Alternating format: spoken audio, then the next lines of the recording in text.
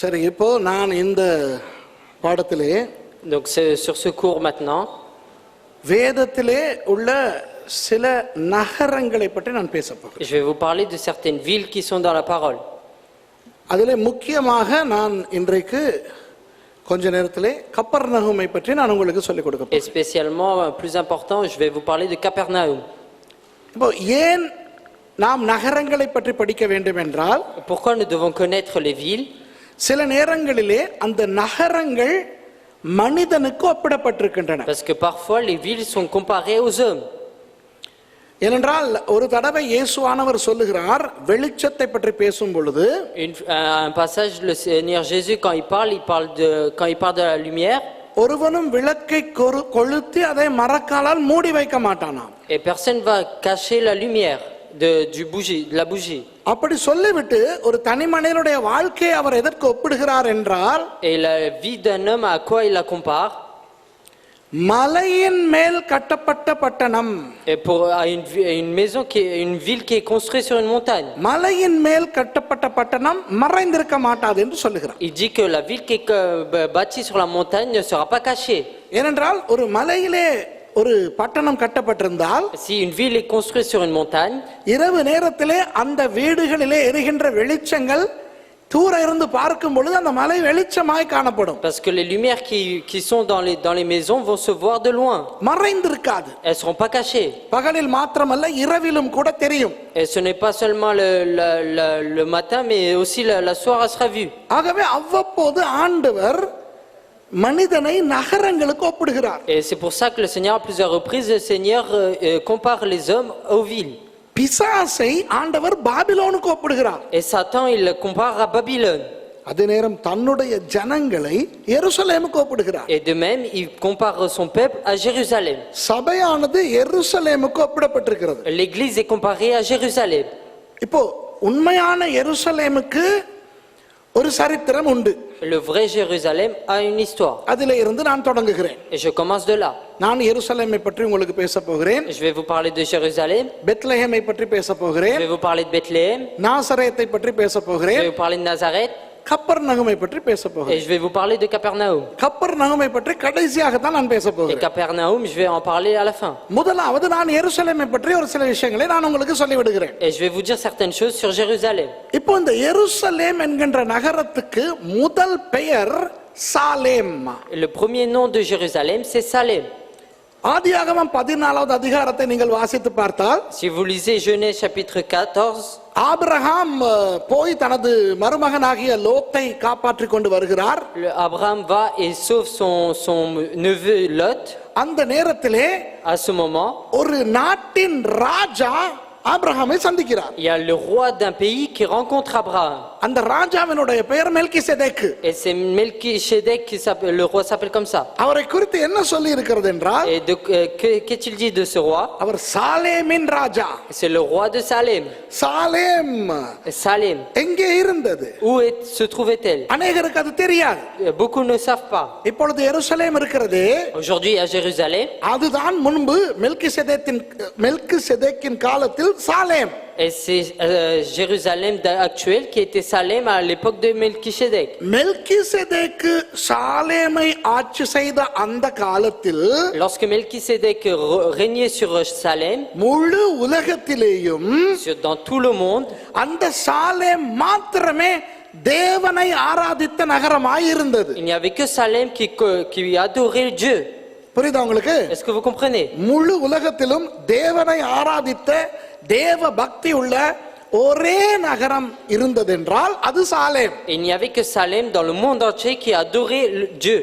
அதை ஆட்சி செய்த ராஜா எவ்வளவு பெரிய நல்ல ராஜா என்றால், Et à quel point le roi qui régnait était un bon roi. அவருடைய பெயரிலேயே நீதி இருக்கிறது. Même dans son nom, il y a la justice. மெல்கிசேதேக்கு என்றால் நீதியின் ராஜா என்ற அர்த்தம். Melchisedec, ça veut dire roi de justice. அவர் ஒரு சாதாரண ராஜா மாத்திரமல்ல, Il n'était pas un simple roi. ஆண்டவராகிய தேவனுக்கு பிரதான ஆசாரியனாய் Il இருந்தார். était aussi un principal sacrificateur pour le Seigneur. ஆகவே எருசலேம் என்ற அந்த இடம் Donc Jérusalem, எருசலேமாய் மாறுவதற்கு முன் avant de s'appeler Jérusalem, சாலேமாய் இருந்த காலம். காலத்திலேயே À l'époque où elle s'appelait Salem, ஒரு நீதியின் ராஜாவால் ஆட்சி செய்யப்பட்ட நீதிமான்களின் நகரமாய் இருந்தது. elle était régnée par un roi de justice et c'était une ville de juste. அங்கே ஒரு இடத்திலே தான் உண்மையான தேவனை ஆராதித்தவர்கள் இருந்தார்கள். Et c'est à cet endroit-là qui se trouvaient les gens qui adoraient le véritable Dieu. அதனால் தான் ஆண்டவர் ஆபிரகாமை எங்கேயோ இருந்த பாபிலோனிலிருந்து அந்த சாலேம் இருந்த தேசத்துக்கு கொண்டு வந்தார். Et c'est pour ça que Abraham qui se trouvait autre part, il l'a emmené où se trouvait le roi de Salem. ஆண்டவர் ஆபிரகாமுக்கு சொல்லும் பொழுது நீ உன் தேசத்தை உன் ஜனத்தை உன் தகப்பன் வீட்டை விட்டு நான் உனக்கு காண்பிக்க போகும் தேசத்துக்கு போ என்று. Lorsque le Seigneur a dit à Abraham, quitte ta maison, ta patrie et va où je te montrerai d'aller. ஆபிரகாமுக்கு தெரியாது ஆண்டவர் தன்னை எங்கே கொண்டு போக போகிறார் என்று. Abraham ignorait où le Seigneur allait l'emmener. ஆனால் ஆண்டவருக்கு தெரியும். Mais le Seigneur le savait. இப்பொழுது நமக்கும் தெரியும். Et maintenant nous aussi nous le savons. எங்கே கொண்டு போக போகிறார்? Où est-ce qu'il va l'emmener? அந்த மெல்கிசேதேக்கு ஆட்சி செய்த மெல்கிசேதேக்கின் ஜனங்கள் வாழ்ந்த அந்த சாலேமுக்கு. Il va l'emmener où régnait le roi Melchisédek à Salem. அதனால் தான் அந்த சாலேமின் ராஜாவாகிய மெல்கிசேதேக்கை ஆபிரகாமை வந்து சந்திக்க வைக்கிறார் ஆண்டவர். Et c'est pour ça que Dieu fait rencontrer à Abraham le roi de Melchisédek, le roi de Salem. இப்போ அந்த மெல்கிசேதேக்கினுடைய ஆசாரியத்துவம் எவ்வளவு முக்கியமானது என்றால், Vous savez à combien le sacrifice de Melchisédek était important? அந்த மெல்கிசேதேக்கின் ஆசாரியத்துவ முறையின்படி தான் இயேசு என்கின்ற ஆசாரியர் வந்தார். Et d'après le sacrificateur Melchisédek, Jésus est descendu de là. நீங்கள் எபிரேயர் புத்தகத்திலே Lorsque vous lisez dans le livre d'Hébreux, 7 8 அதிகாரங்களை வாசித்து பாருங்கள் நேரம் கிடைக்கும் பொழுது. et quand vous avez le temps, lisez le chapitre 7 et 8. அதிலே தெளிவாக சொல்லப்பட்டிருக்கிறது. Il est dit parfaitement. இயேசு கிறிஸ்து மெல்கிசேதேக்கின் முறையின்படி ஆசாரியராய் வந்தவர். Jésus-Christ est descendu comme sacrificateur selon les lois de Melchisédek. நமக்கெல்லாம் பிரதான ஆசாரியராய் இருக்கிறார் இயேசு கிறிஸ்து. Et Jésus-Christ est le principal sacrificateur pour chacun d'entre nous. அவருக்கு கீழே நாம் எல்லாரும் ராஜரீக ஆசாரியர்களாய் இருக்கிறோம். Et nous aussi nous sommes des rois de sacrificateurs sous lui. ஆகவே நமது ஆசாரிய முறைமையும் அந்த மெல்கிசேதேக்கின் ஆசாரிய முறைமைதான். Et notre ordre de sacrificateur, ça vient aussi de Melchisédek. சரி, அதை பற்றி வேண்டாம். Donc on va pas parler de cela. அப்போ மெல்கிசேதேக்கு ஆட்சி செய்த மெல்கிசேதேக்கின் ஜனங்கள் வாழ்ந்த தேவ பக்தியுள்ள நகரம்தான் Salem. Et Salem, c'était la ville qui avait le zèle pour Dieu, où il y avait le roi Melchisédek.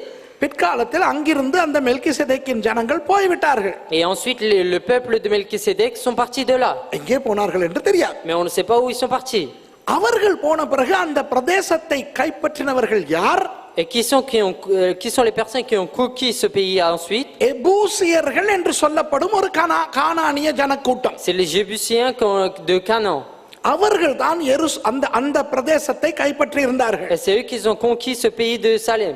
அவர்களிடமிருந்து தான் தாவீது ராஜா அந்த பிரதேசத்தை மறுபடி கைப்பற்றி கொண்டார். Et c'est d'eux que le roi David a reconquis ce pays. தாவீது ராஜா இந்த இடத்துக்கு மறுபடி பெயர் வைத்தார். Et le roi David a renommé ce pays. என்ன பெயர்? Et quel est ce nom? யெரூஷலேம். Jérusalem. யெகூ என்றால் என்ன? Que veut dire Jéru? மீண்டும் வா, Revient. அல்லது மீண்டும் வருவதாக. Celui qui revient. Shalem. Et Salem. Shalem என்ற சொல்லின் அர்த்தம் சமாதானம். La signification c'est la paix. ஆனால் தாவீது ஏன் யெகூ ஷாலேம் என்று வைத்தார் தெரியுமா? Vous savez pourquoi il l'appelait Jérusalem? மெல்கிசேதேக்கு ஆட்சி செய்த காலத்தில் இந்த பிரதேசம் எப்படி ஷாலேம் அப்படி இருந்ததோ, Comme à l'époque de Melchisédek le pays était Salem, அதே நிலைமை மறுபடி வருவதாக.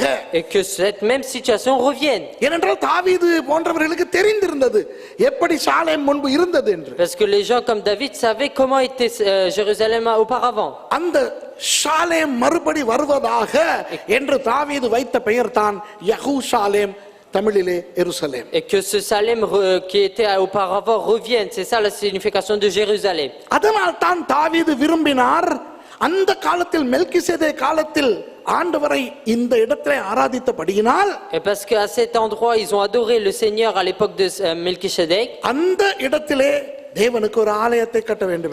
dans ce même lieu il faut qu'un temple soit construit pour le Seigneur. தாவீதை ஆண்டவர் கட்ட விடாவிட்டாலும் Même si le Seigneur n'a pas laissé David construire, தாவீதின் குமாரனாகிய சாலமோன் அந்த இடத்துல தேவாலயத்தை கட்டினார். mais le fils de David, Salomon, a construit dans ce lieu. அந்த ஆலயம் கிறிஸ்துவுக்கு முன் 586ஆம் ஆண்டு இடிக்கப்பட்டது. Et ce temple a été détruit avant Jésus-Christ. ஆனால் மறுபடி கிறிஸ்துவுக்கு முன் 516ஆம் ஆண்டு அந்த இடத்திலே தேவாலயம் பிரதிஷ்டை பண்ணப்பட்டது. Et ensuite il a été dédicacé pour le Seigneur. செருபாபேலினுடைய ஆலயம். Le temple de Zorobabel. இயேசுவானவர் அந்த ஆலயத்துக்குள்ளே போனார். Jésus est rentré dans ce temple. இயேசுவானவர் அந்த ஆலயத்தை இரு தடவை சுத்தம் பண்ணினார். Jésus a purifié ce temple 2 fois. ஆனால் இயேசுவானவரை எருசலேமுக்கு புறம்பாக சிலுவையிலே அறைந்தார்கள். Et contre Jérusalem, ils ont crucifié Jésus. கிறிஸ்துவுக்கு பின் 70ஆம் ஆண்டு எருசலேம் தேவாலயம் எரித்து சாம்பலாக்கப்பட்டது. 70 après Jésus-Christ, Jérusalem a été mis en cendre. எருசலேமிலிருந்து யூதர்கள் துரத்தப்பட்டார்கள். Et de Jérusalem, les Juifs ont été chassés. ஆனால் என்றைக்கு இயேசுவானவர் தனது சபையை தொடங்கினாரோ, Lorsque Jésus a commencé son temple, son église, அன்றிலிருந்து depuis ce jour, தனது சபையை ஆண்டவர் புதிய எருசலேமாக கண்டார். il a vu son église comme la nouvelle Jérusalem. இன்றைக்கும் பழைய எருசலேம் அங்கே இஸ்ரவேலிலே இருக்கிறது. Et il y a encore l'ancien Jérusalem à Jérusalem. அதற்காக யூதர்களும் மற்றவர்களும் போராடி Et கொண்டிருக்கிறார்கள். les Juifs et les autres sont en train de combattre pour cela. ஆனால் வெளிப்படுத்தின விசேஷத்திலே காணுகிறோம், Mais nous voyons dans l'Apocalypse, புதிய வானம் புதிய பூமியிலே dans la nouvelle terre, nouveaux cieux, சபை புதிய எருசலேமாக இறங்கி வருகிறது. et que l'église revient comme la nouvelle Jérusalem. ஆகவே எருசலேம் என்கின்ற அந்த பட்டணம் சபைக்கு ஒப்பிடப்பட்டிருக்கின்றது என்பது நமக்கு தெரியும். Nous savons que la ville de Jérusalem est comparée à l'église. அப்போ அன்பானவர்களே, எருசலேமை குறித்து நாம் தெரிந்து கொள்ள வேண்டியது இவ்வளவு போதும்.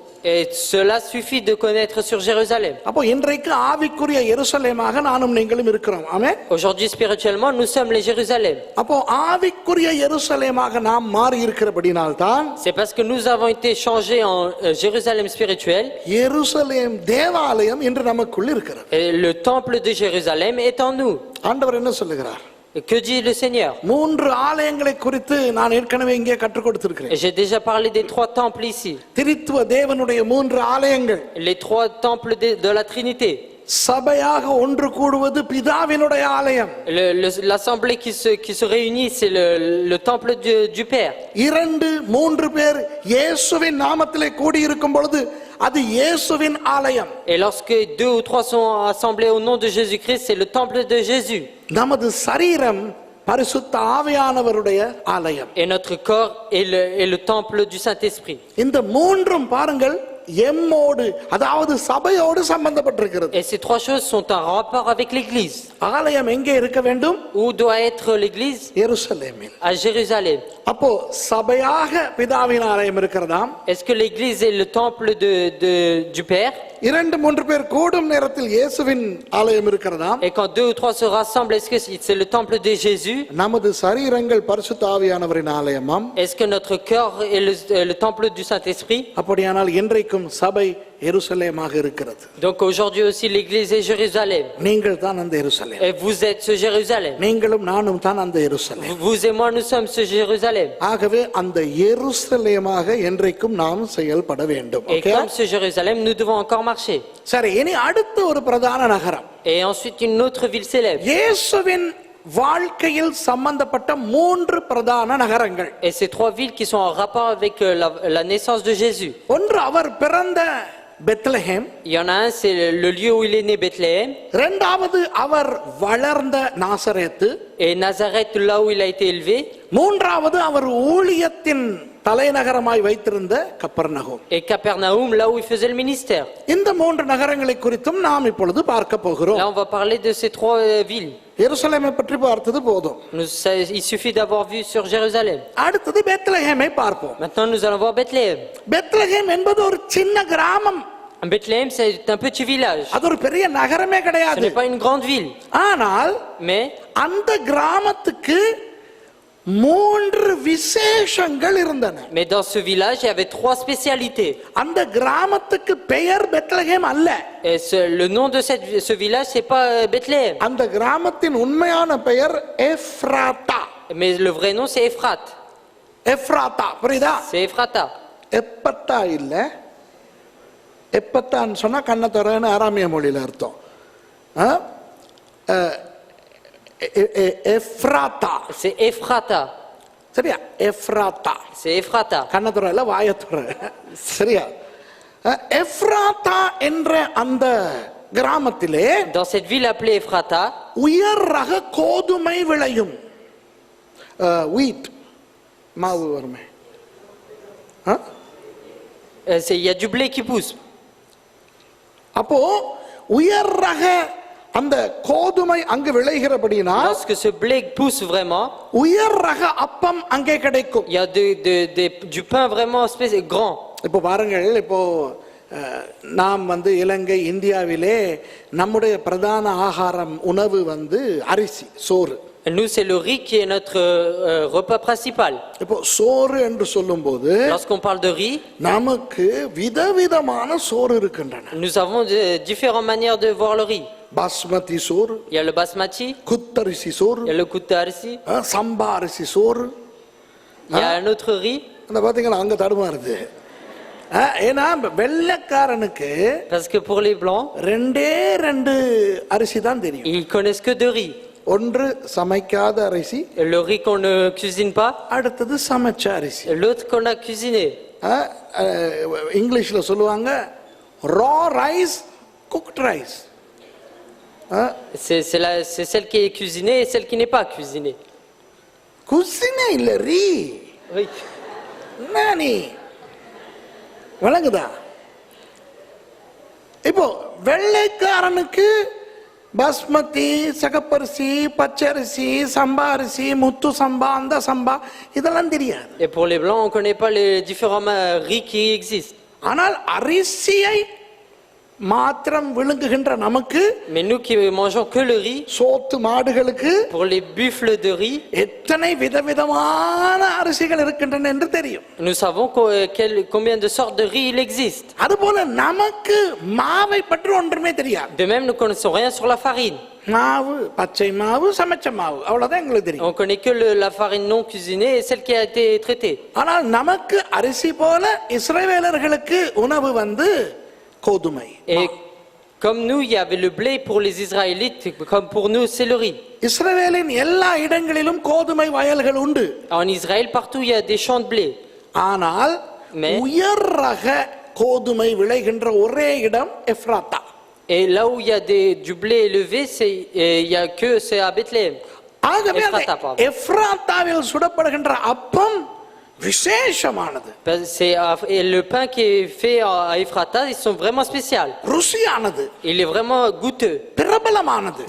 Elle est célèbre. இஸ்ரவேலின் ஏனைய பகுதிகளில் இருந்து யாராவது எப்ராத்தா பக்கம் போய் வந்தால், Si d'Israël il y a quelqu'un qui part du côté d'Ephrata, கட்டாயம் அந்த அப்பங்களையும் அந்த மாவையும் வாங்கி கொண்டு ils வருவார்கள். vont vraiment venir avec ce pain et cette farine. யாராவது சொந்தக்காரர்கள் நண்பர்கள் எப்ராத்தா போனால், Et s'il y a de la famille ou des amis qui vont à Ephrata, மற்றவர்கள் சொல்லுவார்கள், வரும்போது எங்களுக்கும் கொஞ்சம் இந்த மாவு வாங்கி கொண்டு வாருங்கள் என்று சொல்லுவார்கள். ils vont dire que lorsque vous venez, apportez aussi cette farine. அந்த அளவுக்கு எப்ராத்தா மாவு ரொம்ப பிரபலமானது. Et à ce point, la farine de Ephrata était célèbre. அதனால் அந்த எப்ராத்தாவிலே பார்க்கும் இடமெல்லாம் அப்பத்தின் கடைகள் இருந்தன. அப்பம் சுடுகிற கடைகள், அப்பம் விற்கின்ற கடைகள் இருந்தன. Et c'est pour ça qu'il y avait beaucoup de magasins où ils vendaient du pain. அதனால் அந்த எப்ராத்தாவுக்கு ஒரு பட்டப்பெயர் வந்தது, அப்பத்தின் வீடு என்று. Et c'est pour ça que Ephrata avait un surnom qu'on appelait la maison du pain. அதை எபிரேய மொழியிலே சொன்னால், Et si on le dit en hébreu, வீடு என்றால் Beit. et quand on dit la maison, c'est le bet. அப்பம் என்றால் hem. Et le pain, c'est le hem. அந்த இங்கிலீஷ்ல தன்னு வருதே, த, அது எபிரேய மொழியில ல. Et en hébreu, quand on dit le, c'est le. அப்ப பெய்த் ல ஹெம் என்றால் அப்பத்தின் வீடு. Et Bethléem, c'est la maison du pain. இப்போ இயேசுவானவர் ஜீவ அப்பமானவர். Et Jésus était le pain vivant. ஜீவ அப்பம் நானே என்றார். Il a dit, je suis le pain vivant.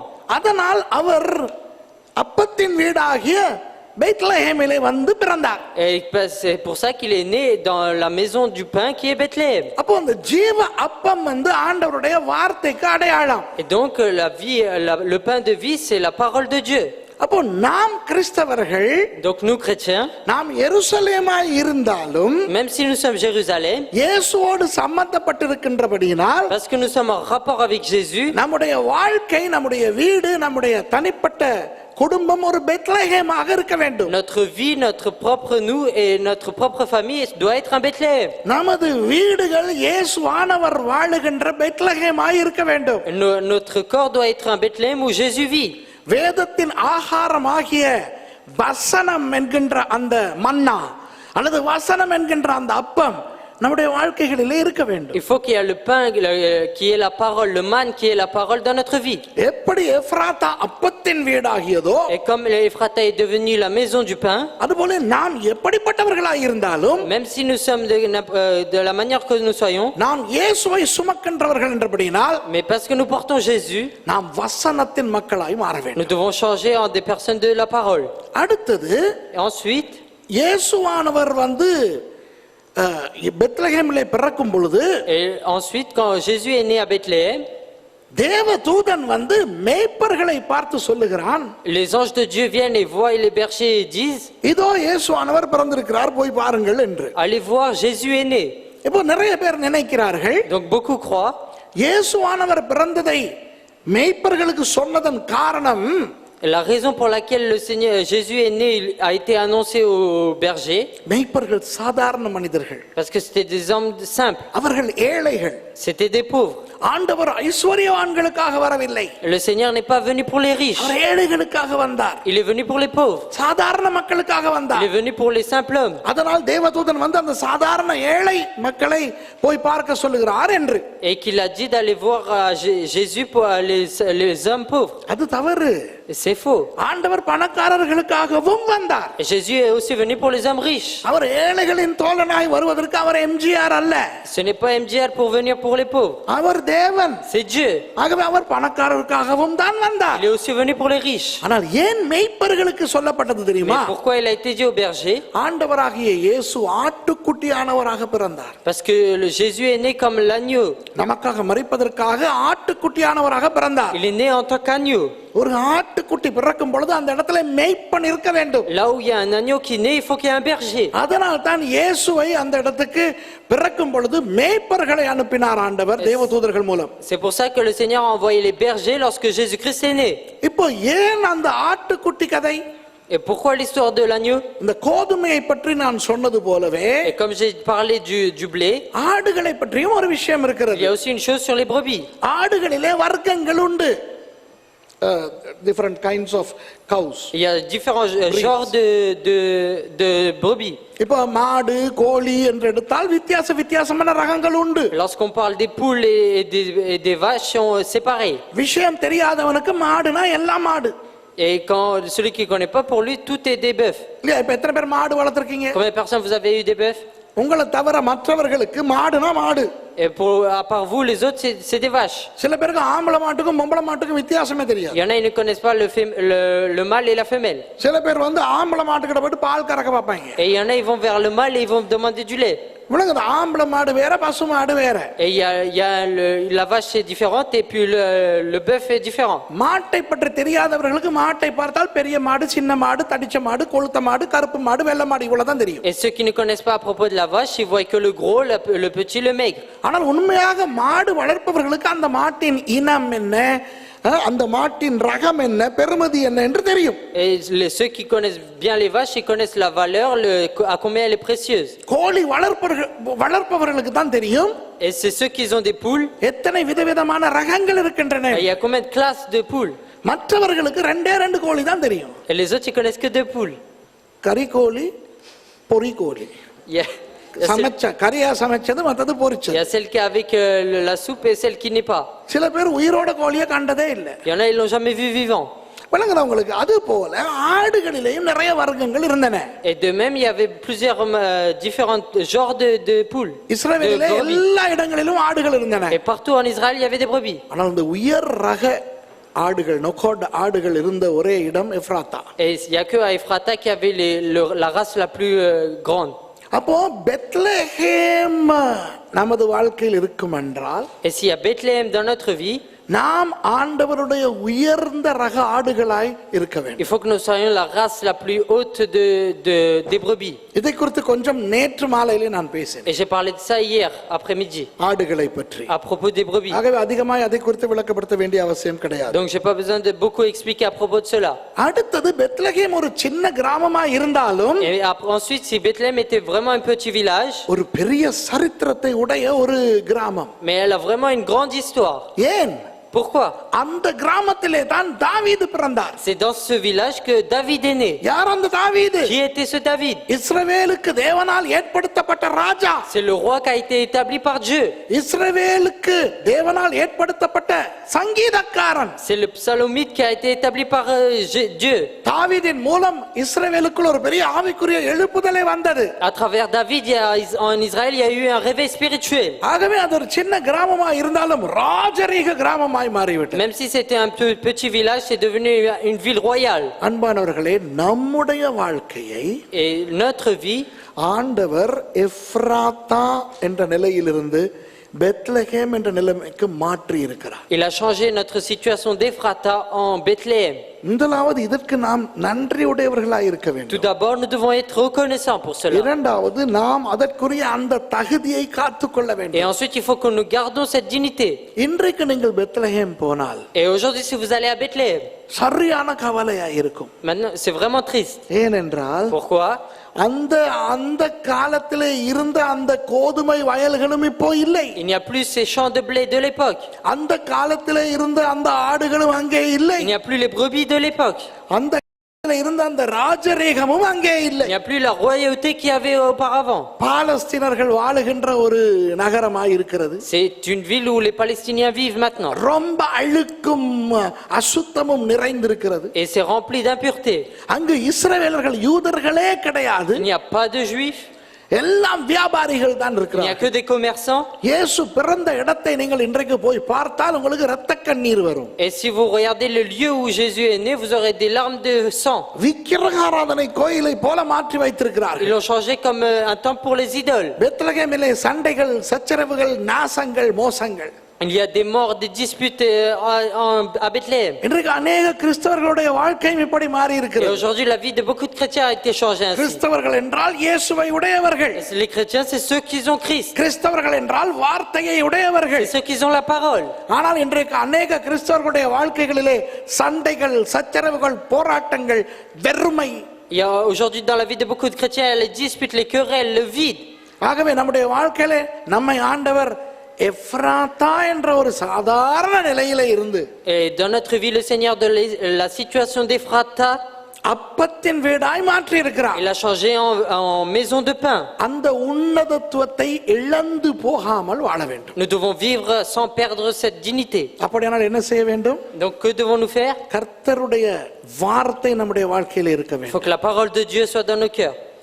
கர்த்தருடைய அந்த ஒரு ஆடாக நேற்று நான் சொல்லிக் கொடுத்தது போல ஒரு ஆடாக நாம் செயல்பட Et வேண்டும். comme j'ai appris hier, il faut que nous marchions comme des brebis du Seigneur. நம்முடைய வாழ்க்கை ராஜரீகமான தேவனுக்குள்ளே ராஜாக்களாய் நாம் வாழ வேண்டும். Et nous devons nous changer et vivre comme des rois dans notre vie. அதுதான் Bethlehem. Et c'est ça Bethléem. மூன்றாவது நகரம் நாசரேத்து. Et troisième ville, Nazareth. நாசரேத்தை பற்றி நான் உங்களுக்கு கொஞ்சம் சொல்லுகிறேன். Et je vais vous parler un peu de Nazareth. அந்த நாசரேத்தில் வாழ்ந்த யூதர்கள் Les Juifs qui vivaient à Nazareth, மிகவும் வைராக்கியமுள்ள தேவ பக்தி உள்ள யூதர்களாய் இருந்தார்கள். c'était des Juifs vraiment qui étaient pieux et qui marchaient avec vaillance. எந்த அளவுக்கு அவர்கள் இருந்தார்கள் என்றால் À quel point ils étaient? யூதர்களில் அந்த நாசரேத்திலிருந்து வந்த யூதர்கள் ஆண்டவருக்காக தங்களை பிரதிஷ்டை பண்ணி கொண்டார்கள். Ils se sont consacrés, les Juifs qui étaient là-bas, ils se sont consacrés pour Dieu. அந்த பிரதிஷ்டைக்கு அடையாளமாக அவர்கள் தலைமயிரை வெட்ட மாட்டோம் என்று தீர்மானித்தார்கள். Ils ont pris la décision de ne pas se couper les cheveux d'après leur consécration. ஆகவே யூதர்கள் மத்தியிலே யாராவது நான் தலைமயிரை வெட்ட மாட்டேன் என்று கர்த்தருக்கு தன்னை பிரதிஷ்டை பண்ணி கொண்டால், Et s'il y a un Juif, parmi les Juifs, s'il y a quelqu'un s'est consacré de ne pas couper les cheveux, அவர் நசரேய விரதம் இருக்கிறார் என்று சொல்லக்கூடிய அளவுக்கு et on pouvait dire qu'il était nazaréen. அந்த நாசரேத்து ஒரு பிரபலமான ஆவிக்குரிய மையமாய் இருந்தது. Et c'était une ville vraiment célèbre spirituellement. இப்போ ஆண்டவராகிய இயேசு பிறப்பதற்கு பெத்லகேமை தெரிந்து கொண்டார். Et notre Dieu Jésus a choisi Bethléem pour naître. ஆனால் வளருவதற்கு அவர் தெரிந்து கொண்டது Nazareth. Mais pour grandir, il a choisi Nazareth. அப்ப பாருங்கள், ஆண்டவருக்கு நாசரேத் எவ்வளவு முக்கியமான ஒரு நகரமாய் இருந்திருக்கிறது. Regardez combien le Nazareth était un lieu important pour le Seigneur. இயேசுவின் காலத்திலே நாசரேத்திலே வாழ்ந்து வந்தவர்கள் தனி யூதர்கள் மட்டுமே. Et à l'époque de Jésus, il n'y avait que les Juifs qui vivaient à Nazareth. Nazareth கலிலேயாவிலே இருக்கின்றது. Nazareth se trouvait en Galilée. கலிலேயாவிலே வாழ்ந்த பரிசேயர்கள் எருசலேமிலே வாழ்ந்த பரிசேயர்களை போல கெட்டவர்கள் அல்ல. Et les pharisiens qui se trouvaient à Galilée ne sont pas mauvais comme ceux de Jérusalem. இந்த சரித்திர விஷயங்களை விரும்பி கேட்பவர்கள் குறித்துக் கொள்ளுங்கள். Et ceux qui aiment les histoires, notez bien. எனக்கு தெரியும், பகல் 4 மணிக்கு பேசிக் கொண்டிருக்கிறோம். Et je sais qu'on est en train de parler en soirée à 4 heures. சாப்பிட்டு விட்டு வந்து உறங்கும் நேரம் இது. C'est l'heure de dormir après avoir mangé. இந்த நேரத்திலே சரித்திரம் அல்ல, எதுவுமே பேசினாலும் ஏறாது. Et qu'on parle de l'histoire ou quoi que soit d'autre, ça va pas rentrer. தூக்கம் சுழற்றி கொண்டு வருகிற ஒரு நேரம். C'est un moment où nous voulons, il y a le sommeil qui vient. ஆகவே இந்த செய்தியின் போது நீங்கள் தூங்கி விழுந்தாலும் நான் திட்ட போவதில்லை, கணக்கெடுக்க போவதில்லை. Et si vous dormez pendant ce message, je vais pas vous prendre en compte. ஏனென்றால் எனக்கு தெரியும் அந்த வேதனை. Et parce que je connais cette douleur. ஆனால் இந்த சரித்திர விரும்பிகள் குறிப்பு எடுத்துக் கொள்கிறவர்கள் ஒரு முக்கியமான சம்பவத்தை உங்களுக்கு சொல்ல விரும்புகிறேன். Et ceux qui veulent prendre note de l'histoire, je veux donner quelque chose d'important. விசேஷமாக வேதாகமத்தை ஆழமாய் அறிந்து கொள்ள விரும்புகிறவர்கள், Et spécialement ceux qui veulent connaître en profondeur la parole. என்னிடத்தில் படித்த மாணவிகள், படித்துக் கொண்டிருக்கும் மாணவிகள், Et les étudiants qui sont en train d'étudier auprès de moi. ஊழியக்காரர்கள், உங்களுக்கெல்லாம் முக்கியமான ஒரு சமாச்சாரத்தை நான் சொல்ல Et விரும்புகிறேன். pour les serviteurs, je vais vous dire quelque chose d'important. இந்த கலிலேயாவிலேயும் பரிசேயர்கள் இருந்தார்கள். En Galilée aussi se trouvaient des pharisiens. எருசலேமிலும் யூதேயாவிலும் பரிசேயர்கள் இருந்தார்கள். Et à Jérusalem et en Judée se trouvaient des pharisiens aussi. இயேசுவின் காலத்தில் கிட்டத்தட்ட 6000 பரிசேயர்கள் இருந்தார்கள் முழு இஸ்ரவேலிலும். Et à l'époque de Jésus, il y avait plus de 1000 juifs. அந்த பரிசேயர்கள் 2 குழுக்களாக பிரிந்திருந்தார்கள். Et ces juifs et ces pharisiens étaient séparés en 2 groupes, divisés en 2 groupes. ஒரு குழுவினர் ஷமாய் என்று சொல்லுகின்ற ஒரு பரிசேய ரபியின் உபதேசத்தை பின்பற்றுகிறவர்கள். Il y a un groupe, ils suivaient la prédication de Shammai. இன்னொரு குழுவினர் ஹில்லேல் என்கின்ற ஒரு ரபியினுடைய உபதேசத்தை கைக்கொள்ளுகிறவர்கள். Et l'autre groupe qui suivait ceux de Hillel. இதுல இந்த ஷமாய் என்ற ரபியின் உபதேசம் ரொம்ப கடினமான உபதேசம். Et la doctrine de Shammai était vraiment quelque chose, une doctrine difficile. அவர்கள் வெளி இனத்தவர்கள் யூதர்களாய் வருவதற்கு இடம் கொடுக்க மாட்டார்கள். Ils ne laissent pas les étrangers devenir juifs. அவர்களுடைய சட்ட திட்டங்கள் எல்லாம் ரொம்ப கடுமையாய் இருக்கும். Leurs lois sont vraiment difficiles. வேதத்திலே நியாயப்பிரமாணத்திலே சொல்லப்பட்ட சட்டங்களை விட இவர்களாக வேறு சட்டங்களையும் இயற்றி வைத்திருந்தார்கள். Et d'eux-mêmes ils ont créé de nouvelles lois. அதாவது ஓய்வு நாளின் போது இவ்வளவு மைல் தூரம் தான் நடக்க முடியும் என்றெல்லாம் இவர்கள் தீர்மானித்து Ils ont வைத்திருந்தார்கள். même décidé de la distance qu'ils pouvaient parcourir le jour du repos. அந்த ஷமாய் குழுவினருடைய, அந்த ஷமாய் ரபியினுடைய அந்த நம்பிக்கைக்குரிய அந்த பரிசேயர்கள் எருசலேமிலும் யூதேயாவிலும் வாழ்ந்தவர்கள். Les pharisiens qui se trouvaient sous Shammai vivaient à Jérusalem et en Judée. ஆனால் கலிலேயாவிலே வாழ்ந்த யூத பரிசேயர்கள் எல்லாரும் ஹில்லேல் என்கின்ற ரபியின் உபதேசத்தை கைக்கொள்ளுகிறவர்கள். Mais les pharisiens qui se trouvaient à Judée, ils suivaient la doctrine de Hillel. அந்த ஹில்லேல் என்கின்ற ரபி கொஞ்சம் இலகுவான ஒரு நபராய் இருந்திருக்கிறார். Et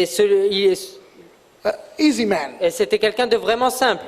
அப்ப அவர் இந்த ஷமாய் போன்றவர்களுடைய அந்த கண்டிப்பை விரும்புகிறவர் அல்ல. Il n'aimait pas les réprimandes comme ceux de Shammai. ஆனால் இந்த ஹில்லேல் ரபிமாரெல்லாம் ரொம்ப நன்றாக படிப்பார்கள். Et ceux de Hillel, c'était des gens qui étudiaient beaucoup. தத்துவ ஞானம் எல்லாம் நிறைய படிப்பார்கள். Ils connaissent bien la philosophie, ils la connaissent bien. அந்த ஹில்லேலினுடைய பேரன் தான் கமாலியேல்.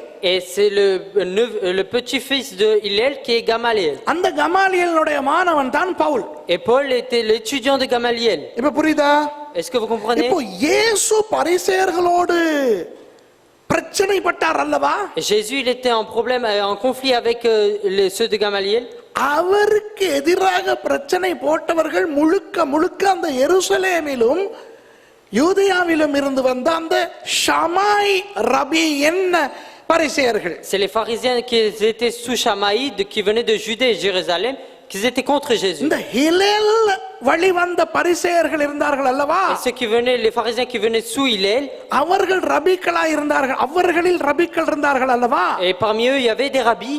அவர்களுடைய உபதேசத்தில் ஒரே ஒரு உபதேசத்தை தான் இயேசு ஏற்றுக்கொள்ளவில்லை. Et il n'y a qu'une doctrine que Jésus n'a pas acceptée. மற்ற எல்லாவற்றையும் ஏற்றுக்கொண்டார். Et le reste, il a accepté. அதாவது விவாகரத்து என்று வரும் பொழுது, divorce, Et quand il y a le divorce, மோசே நியாயப்பிரமாணத்திலே சொல்லி இருக்கிற விதத்தில் selon les lois de Moïse, தள்ளுதல் சீட்டை கொடுத்து விட்டு விவாகரத்து செய்யலாம். et on peut donner la rançon et puis faire divorcer. இப்படி அந்த கலிலேய பரிசேயர்கள் நம்பினார்கள் அல்லவா. Et ceux-là, ceux de Galilée, ils ont cru en ça. அந்த ஒன்றை மாத்திரம் இயேசுவானவர் எதிர்த்தார். Et il n'y a que ça que Jésus s'est opposé à cela. இயேசு சொன்னார், அப்படி அல்ல, Jésus a dit, ce n'est pas comme cela. நான் உங்களுக்கு சொல்லுகிறேன், Mais moi, je vous dis, விபச்சார முகாந்திரம் ஒழிய வேறு எந்த ஒரு காரணத்துக்காகவும் விவாகரத்து பண்ண முடியாது. on ne peut pas divorcer si ce n'est pour la prostitution. ஆனால் அந்த ஷமாய் அந்த ரபிக்கள் இருக்கிறார்களே, Et les rabbis qui se trouvaient sous Shamaï, அவர்களுடைய கோட்பாடுகள் 8 இயேசு எதிர்த்தார். et Jésus s'est opposé à 8 de leurs points. ஆகவே நீங்கள் இனி வேதத்தை வாசிக்கும் பொழுது, Donc maintenant, quand vous lisez la parole, பரிசேயர்கள் இயேசுவோடு சண்டை பிடிக்கும் சந்தர்ப்பங்களை கொஞ்சம் ஆராய்ந்து பாருங்கள். essayez de sonder où il y avait des conflits entre Jésus et les pharisiens. அதிகமான சந்தர்ப்பங்கள் யூதேயாவிலும் எருசலேமிலும் தான் இருக்கும். À plusieurs reprises, ça se déroule à Jérusalem ou en Judée. இயேசுவானவர் நாசரேத்தில் வளர்ந்தார். Jésus est né grandi à Nazareth. கிட்டத்தட்ட 24 வருஷங்கள் அவர் நாசரேத்தில் வளர்ந்தார். Pendant 24 ans, il a vécu à Nazareth. அதுவும் ஒரு சின்ன பட்டணம் தான். Ça aussi, c'est une petite ville. ஆகவே அங்கு வாழ்ந்த எல்லாருக்கும் எல்லாரையும் தெரியும். Et tous les gens qui y vivaient, ils connaissaient tout le monde. ஆகவே இயேசுவானவருக்கு அங்கிருந்த எல்லாரையும் தெரியும். Donc Jésus connaissait tout le monde. அங்கிருந்த எல்லாருக்கும் இயேசுவையும் தெரியும். Et tous qui vivaient là-bas connaissaient Jésus. ஆனால் Mais ஒரு தடவை இயேசு திடீரென வீட்டிலிருந்து மாயமாய் மறைந்து விட்டார். un jour, Jésus a disparu tout d'un coup. எப்போ? Quand est-ce que? சரியாக அவருக்கு 30 வயது வந்த பொழுது. Lorsqu'il a eu 30 ans. ஏனென்றால் யூத கலாச்சாரத்தின்படி 30 வயது ஆனால்தான் ஒரு ஆணுக்கு வெளியே போய் தங்க முடியும். Et c'est lorsque, d'après les Juifs, c'est lorsque le garçon a 30 ans qu'il peut vivre à l'extérieur. இயேசுவானவர் 30 வயதில் வீட்டை விட்டு புறப்பட்டு போய், Jésus est parti à 30 ans de chez lui. யோவானிடத்தில் ஞானஸ்நானம் பெற்றுக்கொண்டு, Il a reçu le baptême auprès de Jean-Baptiste. வனாந்தரத்துக்கு ஆவியானவரால் கொண்டு போகப்பட்டு, Il a été emporté par le Saint-Esprit dans le désert. 40 நாட்கள் உபவாசம் இருந்து, Il a jeûné pendant 40 jours. அப்புறம் மறுபடியும் எருசலேமுக்கு வந்து, Il est revenu à Jérusalem. கொஞ்ச காலத்தில் நாசரேத்துக்கு வந்து சேர்ந்தார். Et ensuite, il est venu vivre à Nazareth. ஒரு 2.5-3 மாதங்கள் காணாமல் போயிருந்து மறுபடியும் இயேசு வந்தார். Après 2-3 mois, il est revenu à Nazareth. வந்தவர் வழக்கம் போல ஷபத் அன்றைக்கு, அதாவது சனிக்கிழமை அன்றைக்கு, Et donc, comme d'habitude, le jour du sabbat, le samedi, c'est-à-dire, ஜெப ஆலயத்துக்கு போய் அவர் உட்கார்ந்தார். il est allé dans le temple de prière et s'est assis. அப்போ வேதம் வாசிக்கிற நேரம் வந்தது. Et donc, il y a eu le temps où il lisait la parole. தனது 13ஆம் வயதிலிருந்து 30ஆம் வயது வரை செய்து கொண்ட வழக்கத்தின்படி, Et selon de 13 ans jusqu'à 30 ans, ce qu'il faisait par habitude, இயேசுவானவர் வாசிக்க எழுந்து நின்றார். Jésus s'est levé pour lire. அவருக்கு ஏசாயாவின் புத்தகம் கொடுக்கப்பட்டது. On lui a donné le livre d'Ésaïe. இந்த இடத்துல ஒரு சின்ன விஷயத்தை நான் தெளிவுபடுத்தி சொல்ல விரும்புகிறேன். வேறொரு விஷயம். Il y a une autre chose que je veux vous éclaircir ici. இந்த சில பேருக்கு ஒரு பெரிய குழப்பமா இருக்கிறது, இயேசுவுக்கு 12 வயதிலிருந்து 30 வயது வரை என்ன நடந்தது என்று. Et il y en a beaucoup qui sont troublés car ils ne connaissent pas ce qui s'est passé pour Jésus de 12 à 30 ans. வேதத்திலே அதை பற்றி ஒன்றுமே சொல்லவில்லையே. Sur la Bible, il n'est rien écrit à propos de cela. அதனால் உலகத்திலே கண்டவர்களும் என்ன கதை சொல்கிறார்கள் தெரியுமா? Vous savez, les gens du monde, que disent-ils? உங்களுக்கு தெரியுமா இலங்கையிலே வாழும் பௌத்தர்கள் என்ன சொல்லுகிறார்கள் என்று? Vous savez que disent les bouddhistes qui vivent au Sri Lanka? இயேசு 12 வயதுக்கு பிறகு இந்தியா வந்தாராம். Et Jésus, après 12 ans, il est venu en Inde. வந்து சித்தார்த்த கௌதமருடைய சீஷர்கள் மூலம் பௌத்த மதம் படித்தாராம். Et qu'il a appris le bouddhisme chez les disciples. அப்புறம் தானாம் வந்து அந்த சித்தார்த்தர் கௌதமர், அதாவது புத்தருடைய கோட்பாடுகளை தன்னுடைய வழியில் சொல்லிக் கொடுத்தாராம். Et ensuite qu'il a enseigné les voies de Bouddha selon lui. கேக்குறவன் கேனேனா இருந்தா எரும மாடி ஏரோப்ளேன் ஓட்டுமா? அது இப்போ இப்போ இப்போ நான் வெளியே இருக்கும்போது எனக்கு ஒரு மெசேஜ் வந்தது. Et lorsque j'étais à l'extérieur, j'ai eu un message.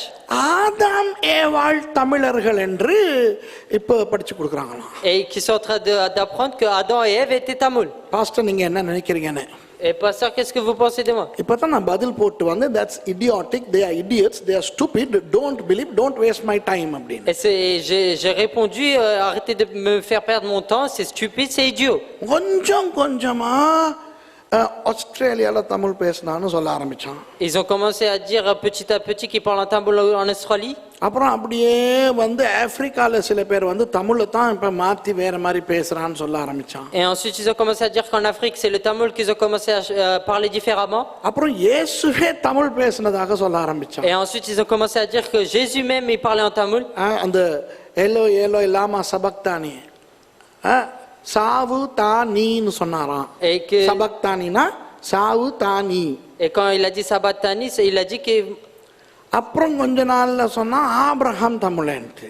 et ensuite ils ont dit qu'Abraham était tamoul. இன்னைக்கு மாலையில ஒரு 2:30 மணி ஆகும்போது Et cet après-midi quand il allait être 2h, 14h, ஆதாமும் ஏவாளும் தமிழ்னு சொல்லிட்டான். இப்ப ils ont dit que Adam et Ève étaient tamouls. இன்னும் கொஞ்ச நாள்ல பாருங்க Et regardez dans un peu de temps. ஆண்டவரே தமிழர் தான். Et même Dieu il est tamoul.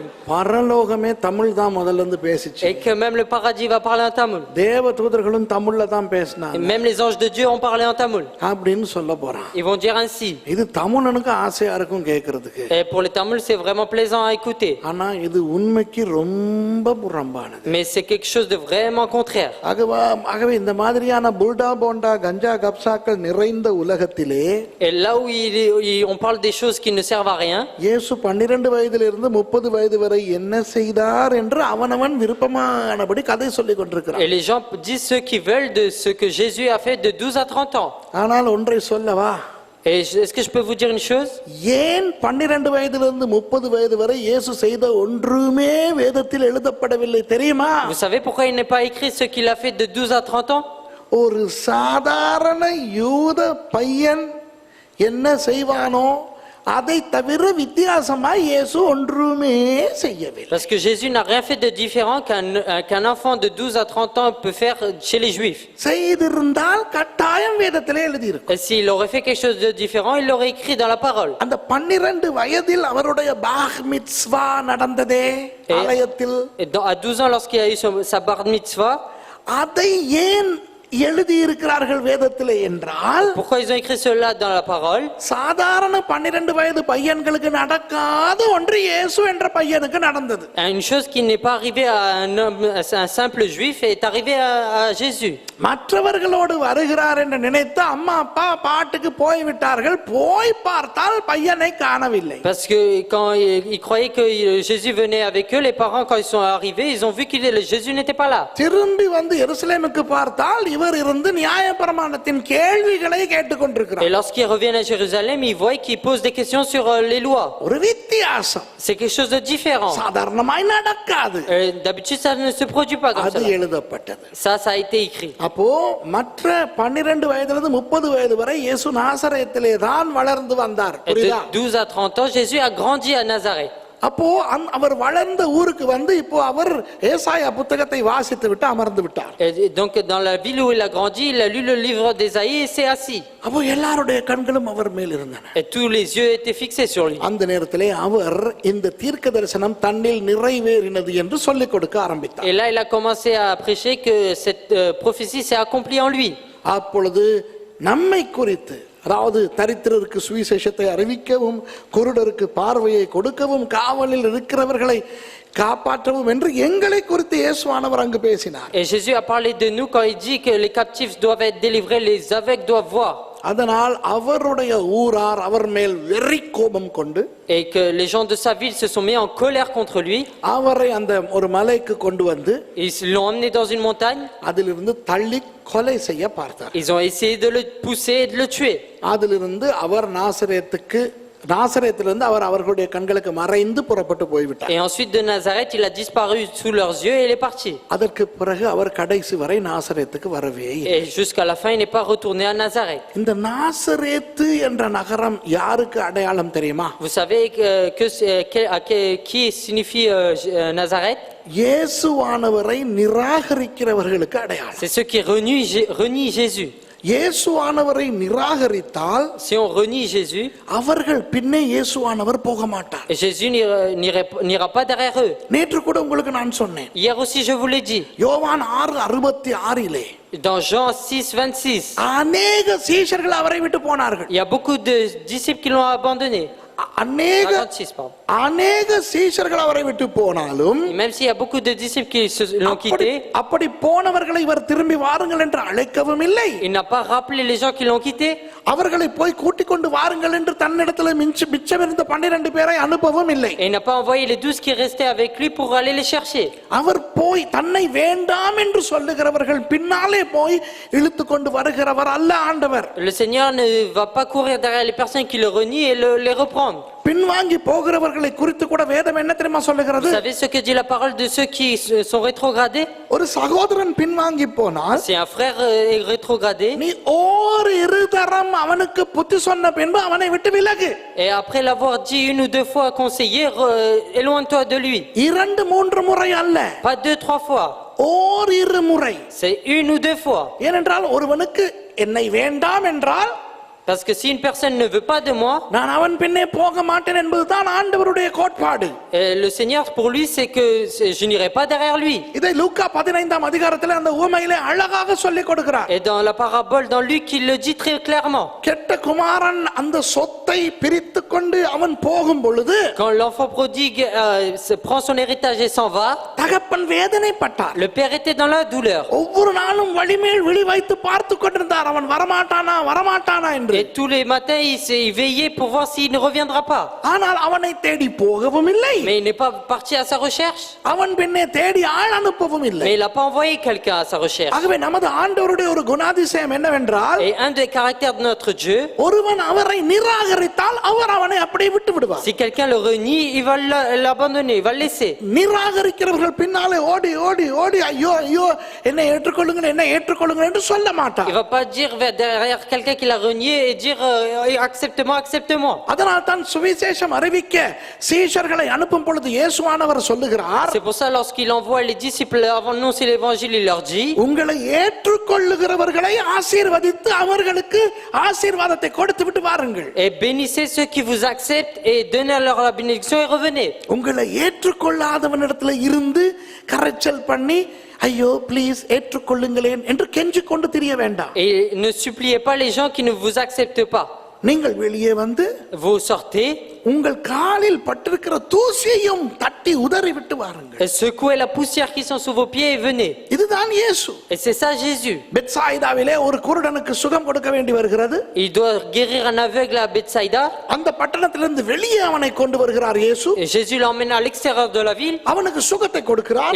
Il lui donne la guérison. சொல்லுகிறார், நீ பெத்சாயிதா உள்ளுக்கு போகாதே, Il lui dit, ne rentre pas dans Bethsaïda. உன் வீட்டுக்கு போ. Retourne chez toi. இதுதான் ஆண்டவர். C'est ça notre Dieu. நாசரேத்து இயேசுவை நிராகரித்தது. Et ceux qui ont renié le Jésus de Nazareth, அதனால் இயேசுவை நிரந்தரமாய் இழந்து போனது. et pour cela ils l'ont perdu définitivement. இவ்வளவுக்கும் 24 வருஷங்கள் இயேசு அந்த பட்டணத்திலே வாழ்ந்திருக்கிறார். Mais Jésus a vécu pendant 24 ans dans cette ville. உங்களுக்கு தெரியுமா, இப்பொழுது ஒரு பழைய கள்ள உபதேசம் புது உருவம் பெற்று வந்திருக்கிறது. Et l'ancienne fausse doctrine a pris une nouvelle forme. அதற்கு கால்வினிசம் என்று On சொல்லுவோம். dit le calvinisme. அதாவது ஒருவன் ரட்சிக்கப்பட்டால் Si une personne est sauvée, அந்த ரட்சிப்பை ஒரு நாளும் இழக்க மாட்டான். il ne le perdra jamais son salut qu'il a reçu. Once saved always saved என்று சொல்லி கொடுப்பார். Ils disent s'il a été sauvé une fois, il est sauvé pour toujours. இப்போ அந்த ஒரு உபதேசம் கிருபையின் உபதேசமாக இப்பொழுது உபதேசிக்கப்பட்டு வருகிறது. Et cette doctrine a été annoncée comme la grâce, la doctrine de la grâce. ரட்சிப்பை ஒரு நாளும் இழக்க மாட்டான். Le salut, personne ne le perdra jamais. இப்போ அந்த கள்ள உபதேசத்துக்கு சில இன்னும் அழகழகான உபதேசங்கள் சேர்க்கப்பட்டிருக்கின்றன. Et il y a d'autres doctrines qui ont été ajoutées à cette fausse doctrine. ஆகவே இயேசுவினுடைய இரத்தம் சகல பாவங்களையும் நீக்கி நம்மை சுத்திகரிக்கும். Le sang de Jésus nous pardonne de tous nos péchés et nous lave. ஆகவே நீங்கள் எதிர்காலத்தில் செய்ய போகும் பாவங்களுக்கும் சுத்திகரிப்பை இயேசு என்றைக்கோ கொடுத்து விட்டார். Et les péchés que vous allez commettre demain, le Seigneur a déjà donné le pardon pour cela. ஆகவே பயமில்லாமல் பாவம் செய்யுங்கள், அதையெல்லாம் ஆண்டவர் மன்னித்து விட்டார் என்று உபதேசிக்கிறார்கள். Donc ils sont en train de prêcher en disant vous pouvez pécher sans avoir peur. அப்படிப்பட்ட உபதேசம் யாருக்கு தான் ஆசை வராது? Eh ben à qui ne plaît pas cette doctrine? சபைக்கு போக தேவையில்லை என்று உபதேசிக்கிறார்கள். Ils sont en train de dire vous n'avez pas besoin d'aller à l'église. தசம பாகம் தேவையில்லை என்று Ils sont en உபதேசிக்கிறார்கள். train de prêcher que vous n'avez pas besoin de la dîme. இந்த கால்வினிஸ்டிக் உபதேசம் இன்றைக்கு அநேகரை இப்பொழுது புதுவிதமாக தாக்கி கொண்டு வருகிறது. Et le calvinisme est en train de toucher de nouvelles manières les chrétiens. இந்த கால்வினிசம் என்கின்ற அந்த உபதேசத்தில் இன்னும் ஒரு உபதேசம் இருக்கிறது, அதுவும் பிழையானது. Et il y a encore une autre doctrine dans le calvinisme qui est encore fausse. அதற்கு சொல்வார்கள் the doctrine of predestination. Et c'est la doctrine de la prédestination. அதாவது வேதத்திலே உள்ள ஏதாவது ஒரு வசனத்தை பொறுக்கி எடுத்துக்கொண்டு அதிலே உபதேசம் கட்டுவார்கள். Ils vont prendre un mot de la parole et puis ils vont commencer à prêcher d'après cela. ஆண்டவர் சொல்லுகிறார், அவர் முன் குறித்திருக்கிறார், எவர்களை முன் குறித்தாரோ அவர்களை அறிந்திருக்கிறார். Et le Seigneur a déjà prédestiné des certains, il les connaît d'avance. இது ரட்சிப்பு சம்பந்தமானது அல்ல, ஊழியம் சம்பந்தமானது. Et ce n'est pas quelque chose qui est rapport avec le salut mais avec le service. ஆனால் அவர்கள் என்ன சொல்லுகிறார்கள்? Et eux qu'est-ce qu'ils disent? இது ரட்சிப்பு சம்பந்தமானது. C'est un rapport avec le salut. யார் யார் ரட்சிக்கப்பட வேண்டும் என்று ஆண்டவர் முன் குறித்திருக்கிறாராம். Et le Seigneur a déjà prédestiné d'avance ceux qui doivent être sauvés. ஆகவே யாரும் போய் அவர்களுக்கு சுவிசேஷம் சொன்னாலும் சொல்லாவிட்டாலும் ரட்சிக்கப்பட முன் குறிக்கப்பட்டவர்கள் ரட்சிக்கப்படுவார்களாம். Et que le Seigneur, qu'ils le voient ou pas, qu'on leur annonce ou pas, ils seront déjà ils seront sauvés.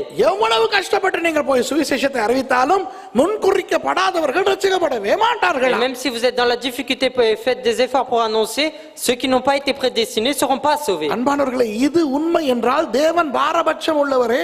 Et si c'est comme ça, le Seigneur regarde les différences. ஊழிய விஷயமாக அவர் சொல்லுகிறார். Et il le dit d'après le ministère. ஊழியத்திலே வெவ்வேறு ஜனங்களுக்கு வெவ்வேறு அழைப்பை ஆண்டவர் கொடுக்கிறார். Le Seigneur donne un appel, une vocation différente pour chacun. ஆகவே இந்த கள்ள உபதேசங்களுக்கு ஜாக்கிரதையாக இருக்க வேண்டும். Donc nous devons faire attention aux fausses doctrines. ஒருவன் இயேசுவை நிராகரித்தால் Et si quelqu'un renie Jésus, அவன் பின்னே இயேசு ஓடி வந்து கொண்டிருக்க மாட்டான். Jésus ne courra pas après.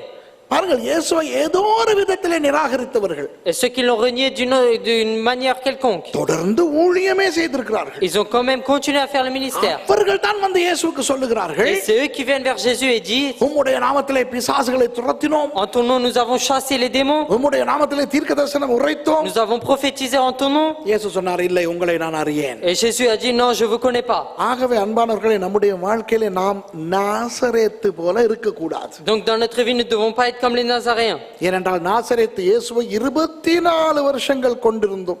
Et même si Jésus était 24 ans à Nazareth, இயேசுவை நிராகரித்து விட்டார். ils ont quand même renié Jésus. முதலாவது என்ன?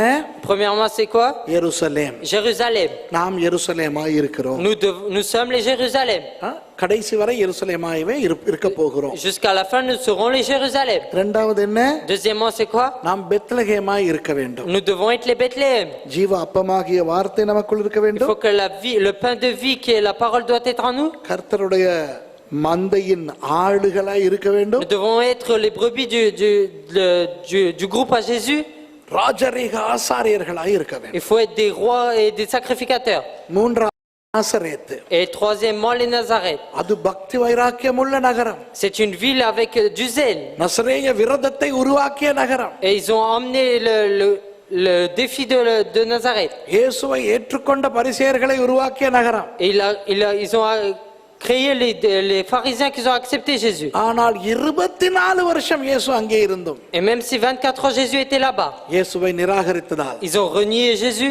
இயேசுவால் கைவிடப்பட்ட நகரமாய் மாறியது. Ils sont transformés en ville abandonnée par Jésus. இப்போ நான் கடைசி 4வது நகரத்தை பற்றி பேசுகிறேன். Maintenant, je vais vous parler de la 4e ville, Capernaum. Capernaum. இந்த கப்பர்நகூம் என்பது ஒரு ரொம்ப பிரபலமான நகரம் அந்த காலத்திலே. Et à cette époque, c'était vraiment une ville célèbre, la ville de Capernaum. இந்த கப்பர்நகூமுக்கு தான் இயேசு போய் அதற்கு பிறகு 3 வருஷங்கள் வாழ்ந்தார். Et c'est dans ce Capernaum et Jésus est parti et a vécu 3 ans et demi. இயேசுவானவர் ஊழியம் செய்த காலம் 3.5 வருடங்கள். Jésus a fait le ministère pendant 3 ans et demi. அந்த 3.5 வருடங்களில் இயேசுவானவர் முழுக்க தங்கி இருந்த இடம் கப்பர்நகும். Et pendant ces 3 ans et demi, le lieu où Jésus a demeuré, c'est Capernaum. அவர் அங்கும் இங்கும் சுற்றி திரிந்து ஊழியம் செய்தது உண்மை. C'est vrai qu'il est parti de ville en ville et qu'il a fait le ministère. ஆனால் அவர் அடிக்கடி எருசலேம் வந்ததாக நினைக்கிறார்கள். Mais il croit qu'il est venu souvent à Jérusalem. அல்ல, Mais non. அவர் பண்டிகைகளின் போது மாத்திரம் எருசலேம் வந்தார். Et c'est seulement pendant les jours de fête qu'il s'est retrouvé à Jérusalem. அப்படி வரும் பொழுது, அவர் ஊழிய ஆரம்பத்தில் வரும் பொழுது, Au commencement de son ministère. எருசலேம் தேவாலயத்தை சுத்திகரித்ததாக யோவான் 2ஆம் அதிகாரத்திலே பார்க்கிறோம். Et on voit que la ville de Jérusalem a été purifiée dans Jean chapitre 2. அதற்கு பிறகு அவர் காட்டிக் கொடுக்கப்பட போகும் அந்த வாரத்துக்கு ஒரு வாரத்துக்கு முதல் அவர் மத்தேயு 21ஆம் அதிகாரத்தில் வந்து மறுபடி தேவாலயத்தை சுத்திகரித்தார். Et Matthieu 21, une journée avant qu'il soit trompé, il vient à Jérusalem et se purifie. இப்போ சில வசனங்களை நாம் வாசிப்போம். Là, on va lire certains versets. மத்தேயு 4:13. Matthieu chapitre 4, verset 13. மத்தேயு 4ஆம் அதிகாரம் Matthieu chapitre 4, 13வது வசனம். verset 13. நாசரேத்தை விட்டு செபுலோன் நப்தலி என்னும் நாடுகளின் எல்லைகளில் இருக்கும் கடற்கரைக்கு அருகான கப்பர் நகூமில் வந்து வாசம் பண்ணினார். Il quittait Nazareth et vint habiter à Capernaum, ville située près du lac, dans le territoire du Zabulon et des Nephtali. பாருங்கள், நாசரேத்தை விட்டு என்று சொல்லுகிறது. Il est écrit, il a quitté Nazareth. அதற்கு பிறகு அவர் இன்று வரை நாசரேத்து போகவில்லை. Et jusqu'à présent, il n'est pas retourné à Nazareth. அவருடைய திட்டத்திலிருந்து நாசரேத்து அழிக்கப்பட்டு விட்டது. Et de ses plans, Nazareth a été barré. இன்றைக்கும் நாசரேத் இருக்கிறது தான். Et jusqu'à présent, Nazareth existe. ஆனால் நாசரேத்து ஆண்டவருடைய ஒரு நகரமாய் இல்லை. Et Nazareth n'est pas une ville de Jésus. அவர் வந்து கப்பர்நகூமிலே வாசம் பண்ணினார் என்று வசனம் சொல்லுகிறது. Et la Bible dit qu'il a demeuré à Capernaum. அதனால் கப்பர்நகூம் அவருடைய மூன்றாவது முக்கியமான நகரம் என்பதில் ஒருவித ஐயமும் இல்லை. Il n'y a pas de doute sur le fait que c'est la 3e ville de Jésus. நீங்கள் இந்த வசனங்களை குறித்துக் கொள்ளுங்கள், வாசிக்க தேவையில்லை. Vous pouvez noter ces versets, vous n'avez pas besoin de les lire. மாற்கு 2:1, Marc chapitre 1, verset 2. மாற்கு 9:33. Marc 9, 32. இந்த வசனங்களிலே இயேசுவானவர் கப்பர்நகூமிலே தனது வீட்டிலே வந்திருந்தார் என்று சொல்லப்பட்டிருக்கும். Dans ces versets, il est écrit Jésus est allé à Capernaum chez lui. ஆனால் உண்மையாக உங்களுக்கு தெரியாதவர்களுக்கு இது ஒரு ரகசியம். ஒரு விஷயத்தை நான் சொல்லிக் கொடுக்கிறேன். Il y a une chose que je vais apprendre pour ceux qui l'ignorent. நமக்கு இதற்கான சரித்திர ஆதாரங்கள் நிறைய உண்டு. Nous avons beaucoup de preuves historiques. இயேசுவானவர் வந்து தனக்கென ஒரு அறையை வாடகைக்கு எடுத்தது பேதுருவினுடைய வீட்டில். Et Jésus a pris une chambre à louer chez Pierre. அதற்கு வேதத்திலே ஒரு சில ஆதாரங்கள் இருக்கின்றன, இல்லாமல் இல்லை. Et il y a certaines preuves pour cela.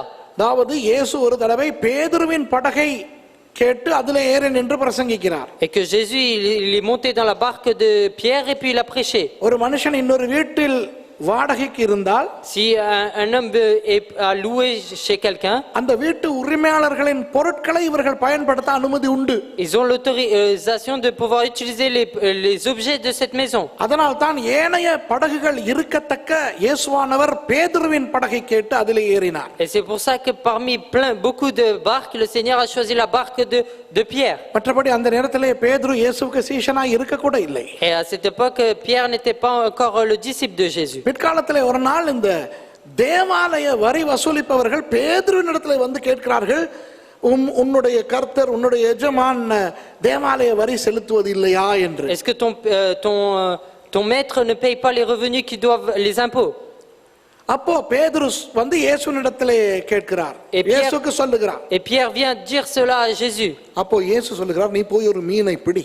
Et Jésus dit, va attraper un poisson. அதுல ஒரு வெள்ளிக்காசு வரும். Là, tu verras une pièce d'or. அதை உனக்காகவும் எனக்காகவும் தேவாலய வரியாய் செலுத்து. Et paye-le comme impôt dans le temple. அந்த காலத்திலே வீட்டு உரிமையாளர்கள் தான் வாடகைக்கு இருப்பவர்களுக்காகவும் வரி கட்ட வேண்டும். Et c'est les propriétaires de la maison qui doivent payer les impôts pour aussi celui qui est en location. அதனால் தான் பேதுருவினிடத்திலே வந்து கேட்டார்கள். Et c'est pour ça qu'ils sont venus demander à Pierre. ஆகவே இயேசு வந்து பேதுருவின் வீட்டிலே தான் அங்கே வாடகைக்கு இருந்தார் என்று சரித்திர ரீதியாகவும் எங்களுக்கு தெரியும். Et même selon l'histoire, nous savons que Jésus était en location chez Pierre. அந்த கப்பர்நகூம் எப்படிப்பட்ட ஒரு நகரம் என்று நான் உங்களுக்கு சொல்லுகிறேன். Je vais vous dire quel genre de ville était Capernaum. அநேக கிறிஸ்தவர்கள் கப்பர்நகூமை போல தங்களுடைய வாழ்க்கையிலே பாதிப்புகளை ஏற்படுத்திக் கொள்கிறார்கள். Il y a beaucoup de gens qui créent des dommages dans leur vie comme Capernaum.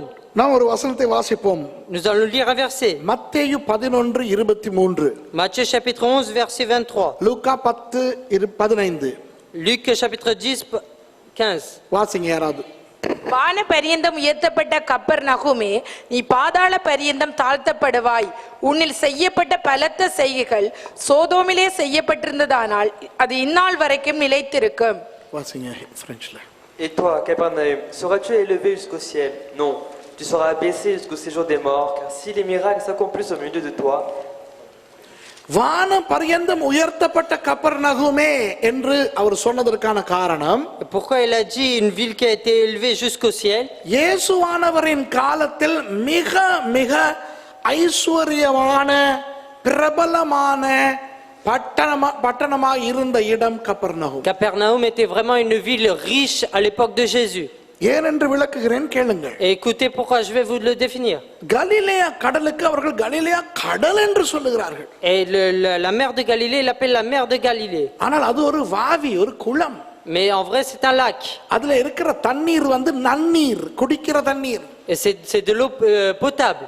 அவர்கள் ஏன் அதற்கு கடல் என்று பெயர் வைத்தார்கள் தெரியுமா? Vous savez pourquoi ils l'ont appelé mer? அந்த கடலிலே, அந்த வாவியிலே வருகின்ற மீன் மிக வேகமாக இனப்பெருக்கம் செய்யும் ஒரு மீன். Et c'est vraiment les poissons qu'on peut pêcher dans cette mer, c'est des poissons qui peuvent se multiplier rapidement. எவ்வளவு மீன் பிடித்தாலும் மீன் குறையாத ஒரு வாவி அது. Et c'est vraiment une race de poissons qui ne diminue pas. அந்த வாவியிலே உலகத்தில் வேறு எங்கும் இல்லாத ஒரு வகை மீன் உண்டு. Et il y a une espèce de poisson qui n'est nulle part ailleurs. பார்ப்பதற்கு அந்த நன்னீர் மீன் ஜிலேபி இருக்கு இந்தியாவுல, தலாப்பியான்னு சொல்லுவாங்க, அது மாதிரி இருக்கும். தலாப்பியா whatever. C'est comme un genre de poisson. இப்ப எங்களுக்கு வந்து சீனாக்காரன் மாதிரி இருக்கிறவனை பார்த்தா எல்லாம் சீனாக்காரன் தான். Et si on voit quelqu'un comme des Chinois, pour nous c'est tous des Chinois. வெள்ளைக்காரனை பார்த்தா நமக்கு வெள்ளைக்காரன் தான். Et si c'est des blancs, c'est tous des blancs. வெள்ளைக்காரன் எங்களை பார்த்தா இந்தியாக்காரன். Et si nous voient, on est tous des Indiens. ஆனா சீனாக்காரங்களுக்கு தெரியும் சீனாக்காரன் யாரு, ஜப்பான்காரன் யாரு, மங்கோலியாக்காரன் யாரு, பிலிப்பினோக்காரன் யாரு, கொரியாக்காரன் யாரு, அவங்களுக்கு தெரியும். Mais les Chinois savent qui sont de Chine, qui sont du Japon, du Corée et de Philippines. அந்த மாதிரி அவங்களுக்கு தெரியற வித்தியாசம் இருக்கு. Et eux, ils connaissent ces différences. இப்ப இலங்கையில வந்து எங்களுக்கு வந்து ஒரு ஆளை பார்த்தா சிங்களமா தமிழா முஸ்லிமானே தெரியும். Nous Sri Lankais, nous savons s'ils sont singalais, tamouls ou même musulmans. அது போல இந்தியாக்காரங்களை பார்த்தா தெரியும் இவங்க இந்தியான்னு, இது சிலான்னு தெரியும். வெள்ளைக்காரனுக்கு எங்களை எல்லாம் பார்த்தா எல்லாம் பிரவுனா ஒரே மாதிரி இருப்போம். Mais lorsque les blancs nous voient, ils voient tout marron. அதே போல வெள்ளைக்காரங்களுக்கும் இத்தாலியன்காரனை தெரியும், பிரெஞ்சுக்காரனை தெரியும், ஜெர்மன்காரனை தெரியும், ஈஸ்டர்ன் யூரோப்பியன்காரனை தெரியும். Et les gens les blancs savent qui sont italiens, allemands et français.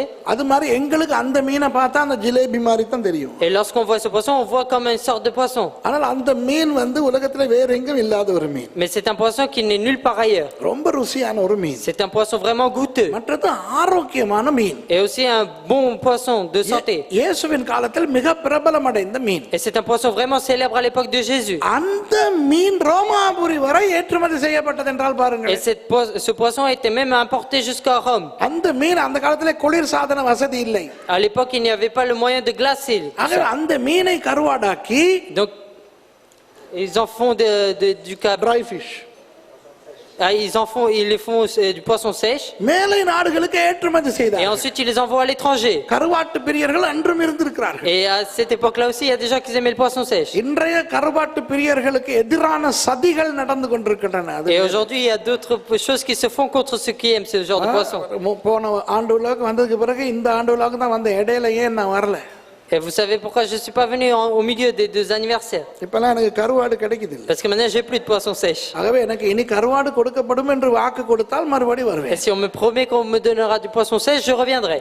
Okay, கருவாட்டு பிரியர்கள் அந்த காலத்திலே இருந்தார்கள். Et même à l'époque, il y avait des gens qui aimaient le poisson sèche. ரோம அரசனே கருவாடு சாப்பிட்டு இருக்கான்னா பாருங்களேன். Et même le roi de Rome mangeait du poisson sèche. அதுவும் கலிலேயா கடல் கருவாடு. Et même en plus ceux de la mer Galilée. அப்போ அந்த கலிலேயாவில் விளையும் அந்த மீன் ஒரு ஏற்றுமதி பொருள். Et c'est que le poisson qui se trouvait dans la mer de Galilée, c'était quelque chose qu'on importait. ஆகவே அந்த மீன்பிடிக்காரர்களுக்கு ஒரு பெரிய சங்கம் இருந்தது. Et pour les pêcheurs, il y avait vraiment un groupe. அந்த மீன்பிடிக்கார சங்கங்களுக்கு ஒரு தலைவர் இருந்தார் அந்த சங்கத்துக்கு. Et il y avait même un chef pour ce groupe. இயேசுவின் காலத்தில் இருந்த அந்த மீன்பிடி சங்கத்தின் தலைவருடைய பெயர் YONO. Et on l'appelait Jonas, celui qui s'occupait de ça. அந்த நினிவேக்கு போய் மீன் விழுங்கிய யோனா அல்ல, C'est pas le Jonas qui s'est fait manger par le poisson. இன்னொரு யோனா. C'est un autre Jonas. அவர் அந்த மீன்பிடி சங்கத்துக்கெல்லாம் தலைவர். Il était le chef de ce groupe. அவர் வாழ்ந்தது Capernaum. Et il vivait à Capernaum. ஆகவே கப்பர்நகூமுக்கு தான் அவ்வளவு பேரும் தங்களுடைய மீனை கொண்டு வர வேண்டும். Et c'est de Capernaum qui devait emmener tous les poissons. சூழ இருக்கும் அத்தனை கிராமங்கள் நகரங்கள் எல்லா இடத்திலிருந்தும் பிடிக்கப்படுகின்ற மீன் எல்லாம் கப்பர்நகூமுக்கு கொண்டு வரப்பட வேண்டும். Et tous les poissons qui ont été attrapés devaient être importés à Capernaum. இங்கிருந்து தான் உள்நாட்டு பாவனை வெளிநாட்டு பாவனை என்று பிரித்து எல்லாம் கொடுக்கப்படும். Et c'est d'ici qui est séparé pour l'intérieur du pays et à l'extérieur du pays. அந்த சங்க தலைவர் மீனவர் சங்க தலைவர் வெறும் கோடீஸ்வரராக இருந்த யோனாவின் மகன்மார் 2 பேரில் ஒருவர் தான் சீமோன். Et Simon était un des enfants de Jonas qui était responsable. அந்த சீமோன் தான் இயேசுவின் சீஷனாகிய பேதுரு. Et c'est ce Simon qui est Pierre, le disciple de Jésus. ஆகவே கப்பர்நகூம் ஒரு பெரிய ஐஸ்வர்யமான ஒரு பட்டணம். Et Capernaum, c'était vraiment une ville riche. எந்த அளவு அவர்களுக்கு செல்வாக்கு இருந்தது என்றால் அன்பானவர்களே, À combien était leur richesse? ரோமாபுரியிலே இருந்த ரோம சக்கரவர்த்தி, the Roman emperor, L'empereur de Rome, அவருடைய அரண்மனை கட்டுவதற்கு கொரிந்து என்கின்ற பட்டணத்தில இருந்து பெரிய தூண்களை குடைந்து கப்பல் வழியாய் கொண்டு போனார்கள் அல்லவா? et ils ont emmené les colonnes pour son palais de Corinthe.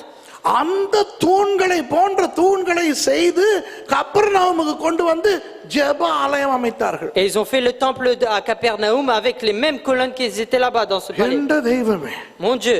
அதாவது ரோமாபுரி அரசன் கட்டிய அந்த மாளிகை போன்ற அந்த தூண்களை கொண்டு வந்து எவனும் மாளிகை கட்டவில்லை. Il y a personne qui a construit un palais avec les mêmes colonnes que l'empereur de Rome. ஆனா ஜெப ஆலயம் கட்டினார்கள். Mais ils ont bâti un temple de prière. எவ்வளவு ஐஸ்வர்யம் என்று யோசித்து பாருங்க. Et essayez de comprendre à combien était la richesse. அந்த கப்பர்நகூமிலே இருந்த ஜெப ஆலயம் இருக்கிறதே, Vous voyez le temple de prière qui se trouvait à Capernaum? அந்த ஜெப ஆலயத்துல இயேசு அடிக்கடி போய் பிரசங்கித்தார். Et plusieurs fois Jésus est parti prêcher là-bas. அடிக்கடி அற்புதங்கள் செய்தார். Il a fait beaucoup de miracles là-bas. அந்த ஜெப ஆலயம் ஒன்றுதான். Il y a que ce temple de prière. யூதர்களுடைய ஜெப ஆலயங்களில் 2 பாரிய அறைகளை கொண்டதாய் இருந்தது.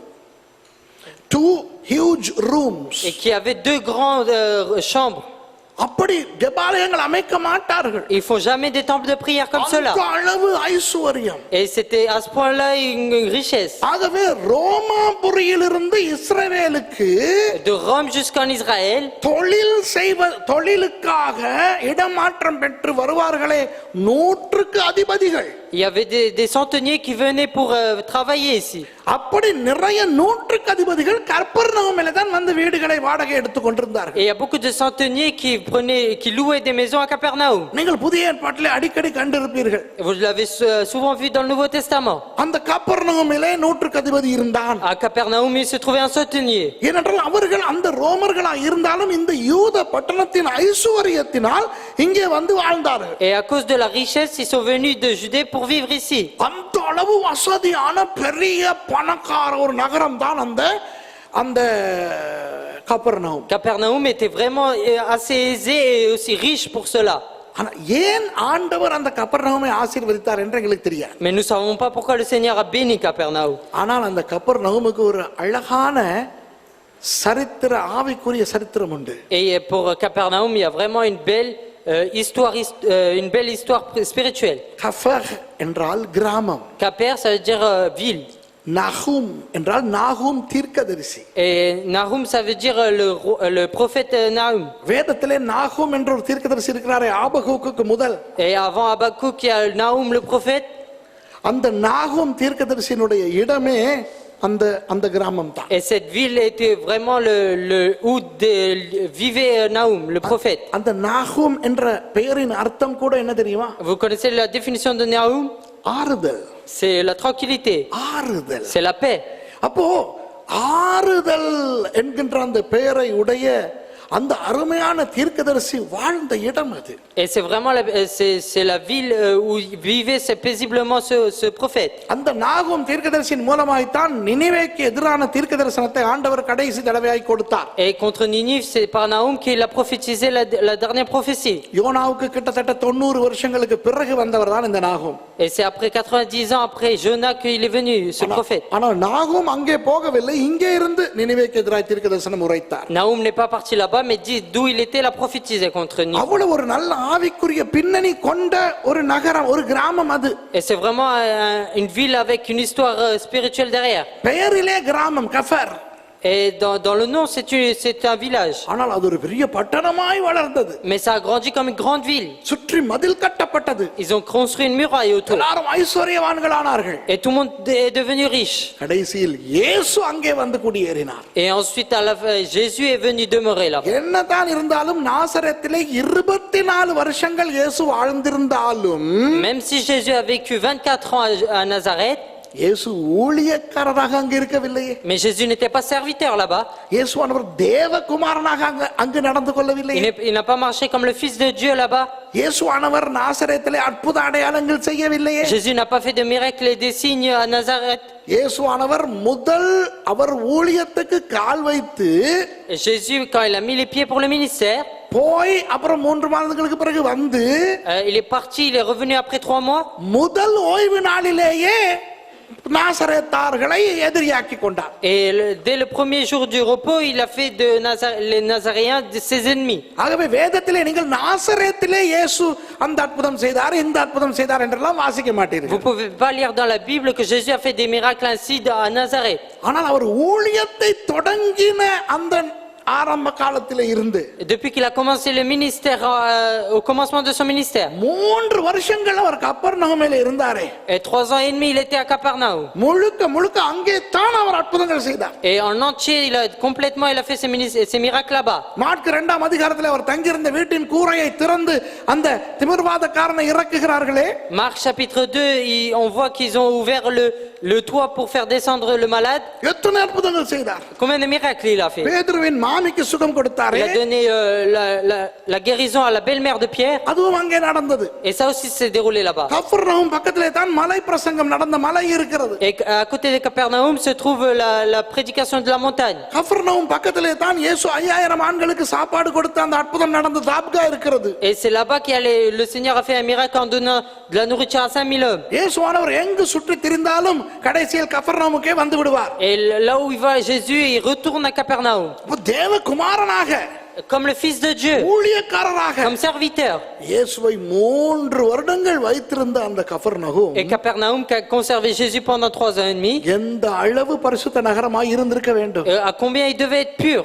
ஆனால் என்ன நடந்தது? Mais que s'est-il passé? இயேசுவானவரே திட்டுகிறார். Même Jésus se lève contre. வான பர்யந்தம் உயர்த்தப்பட்ட கப்பர்நகூமே, Et Capernaum qui a été élevé jusqu'au ciel. உலக பிரசித்தி பெற்றிருக்கிறாய் நீ. Tu es connu, célèbre mondialement. இங்கு விளையும் மீனை ரோம அரசன் சாப்பிடுகிறான். Et le poisson qui est dit c'est péché ici, l'empereur de Rome le mange. ரோம அரச மாளிகைக்கு பயன்படுத்தப்படுகின்ற அதே தூண் இங்கே பயன்படுத்தப்பட்டிருக்கிறது. Et la même colonne utilisée pour le palais de l'empereur de Rome est utilisée ici. ஆனால் நீ பாதாள பர்யந்தம் தாழ்த்தப்படுவாய். Mais tu vas être rabaissé jusqu'en enfer.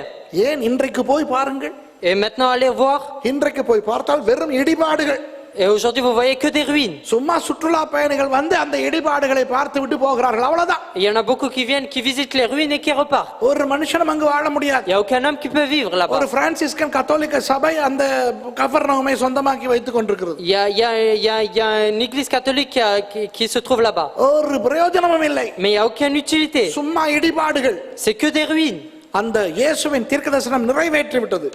La prophétie de Jésus a été correcte. இயேசு என்ன சொல்லுகிறார்? Jésus, qu'a-t-il dit? உன்னில் நிகழ்த்தப்பட்டவைகள் Ce qui a été en toi, சோதோமிலே நிகழ்த்தப்பட்டிருந்தால் Sodom மனம் திரும்பி இருக்குமா? si ça a été fait à Sodome, Sodome aurait été repenti. Sodom என்றால் என்ன? Que veut dire Sodome? தன்னின சேர்க்கை பாவம் நிறைந்த இடம். Ou là où il y avait l'homosexualité. இங்கிலீஷ்ல தன்னின சேர்க்கைக்கு ஒரு பேரே இருக்கு, சோடோமி. Et il y a aussi la sodomie pour cela. Homosexuality has a new name called sodomy. அந்த சோடோமினா என்ன? சோதோமிலே செய்யப்பட்டது. Et la sodomie, c'est quelque chose qui s'est fait à Sodome. அந்த அளவு கேவலமான Sodom. C'est vraiment quelque chose de affreux qu'on pouvait renier. உன்னிலே நடத்தப்பட்டது சோதோமிலே நடத்தப்பட்டிருந்தால் அவர்கள் மனம் திரும்பி இருப்பார். Et ce qui s'est fait en toi, si ça serait fait à Sodome, ils se seraient repentis. அன்பானவர்களே, இப்போ நம்மை கற்பனை செய்து பார்ப்போம். Maintenant, nous allons nous sonder. இந்த கப்பர்நகூமினுடைய குணாதிசயங்கள் சில நேரம் நமக்குள் வருகிறதா இல்லையா? Est-ce que les caractères de Capernaum se trouvent parfois en nous? என்ன கப்பர்நகூமின் பிரச்சனை? C'est quoi le problème de Capernaum? ஒன்று, Une chose, அந்த ஆவிக்குரிய ஆரம்பத்தை மறந்தது. ils ont commencé ils ont oublié leur commencement. நாகூம் தீர்க்கதரிசி வாழ்ந்த இடம் அல்லவா? Et c'est l'endroit où a vécu le prophète Nahum. அந்த ஆவிக்குரிய ஆரம்பத்தை மறந்தது. Ils ont oublié cette histoire spirituelle. இரண்டாவது, Deuxièmement, இயேசு என்கின்ற ஊழியர், இயேசு என்கின்ற தேவகுமாரன் வாழ்ந்தாலும் même si Jésus, fils de Dieu, a vécu, அந்த மகத்துவத்தை உணர தவறியது. ils ont oublié de sentir cette grandeur. மூன்றாவது, Troisièmement, இயேசுவாலும் அவருடைய சீஷர்களாலும் நடத்தப்பட்ட அத்தனை அற்புதங்களையும் tous les miracles qui ont été produits par les disciples de Jésus, கணக்கெடுக்காமல் விட்டது. ils l'ont pas pris en compte. விளங்குதா? முதலாவது Est-ce que vous comprenez? ஆவிக்குரிய ஆரம்பத்தை மறந்தது. Premièrement, ils ont oublié le commencement spirituel. இரண்டாவது, இயேசுவின் பிரசன்னத்தை உணர தவறியது. Ils ont oublié de sentir la présence de Jésus.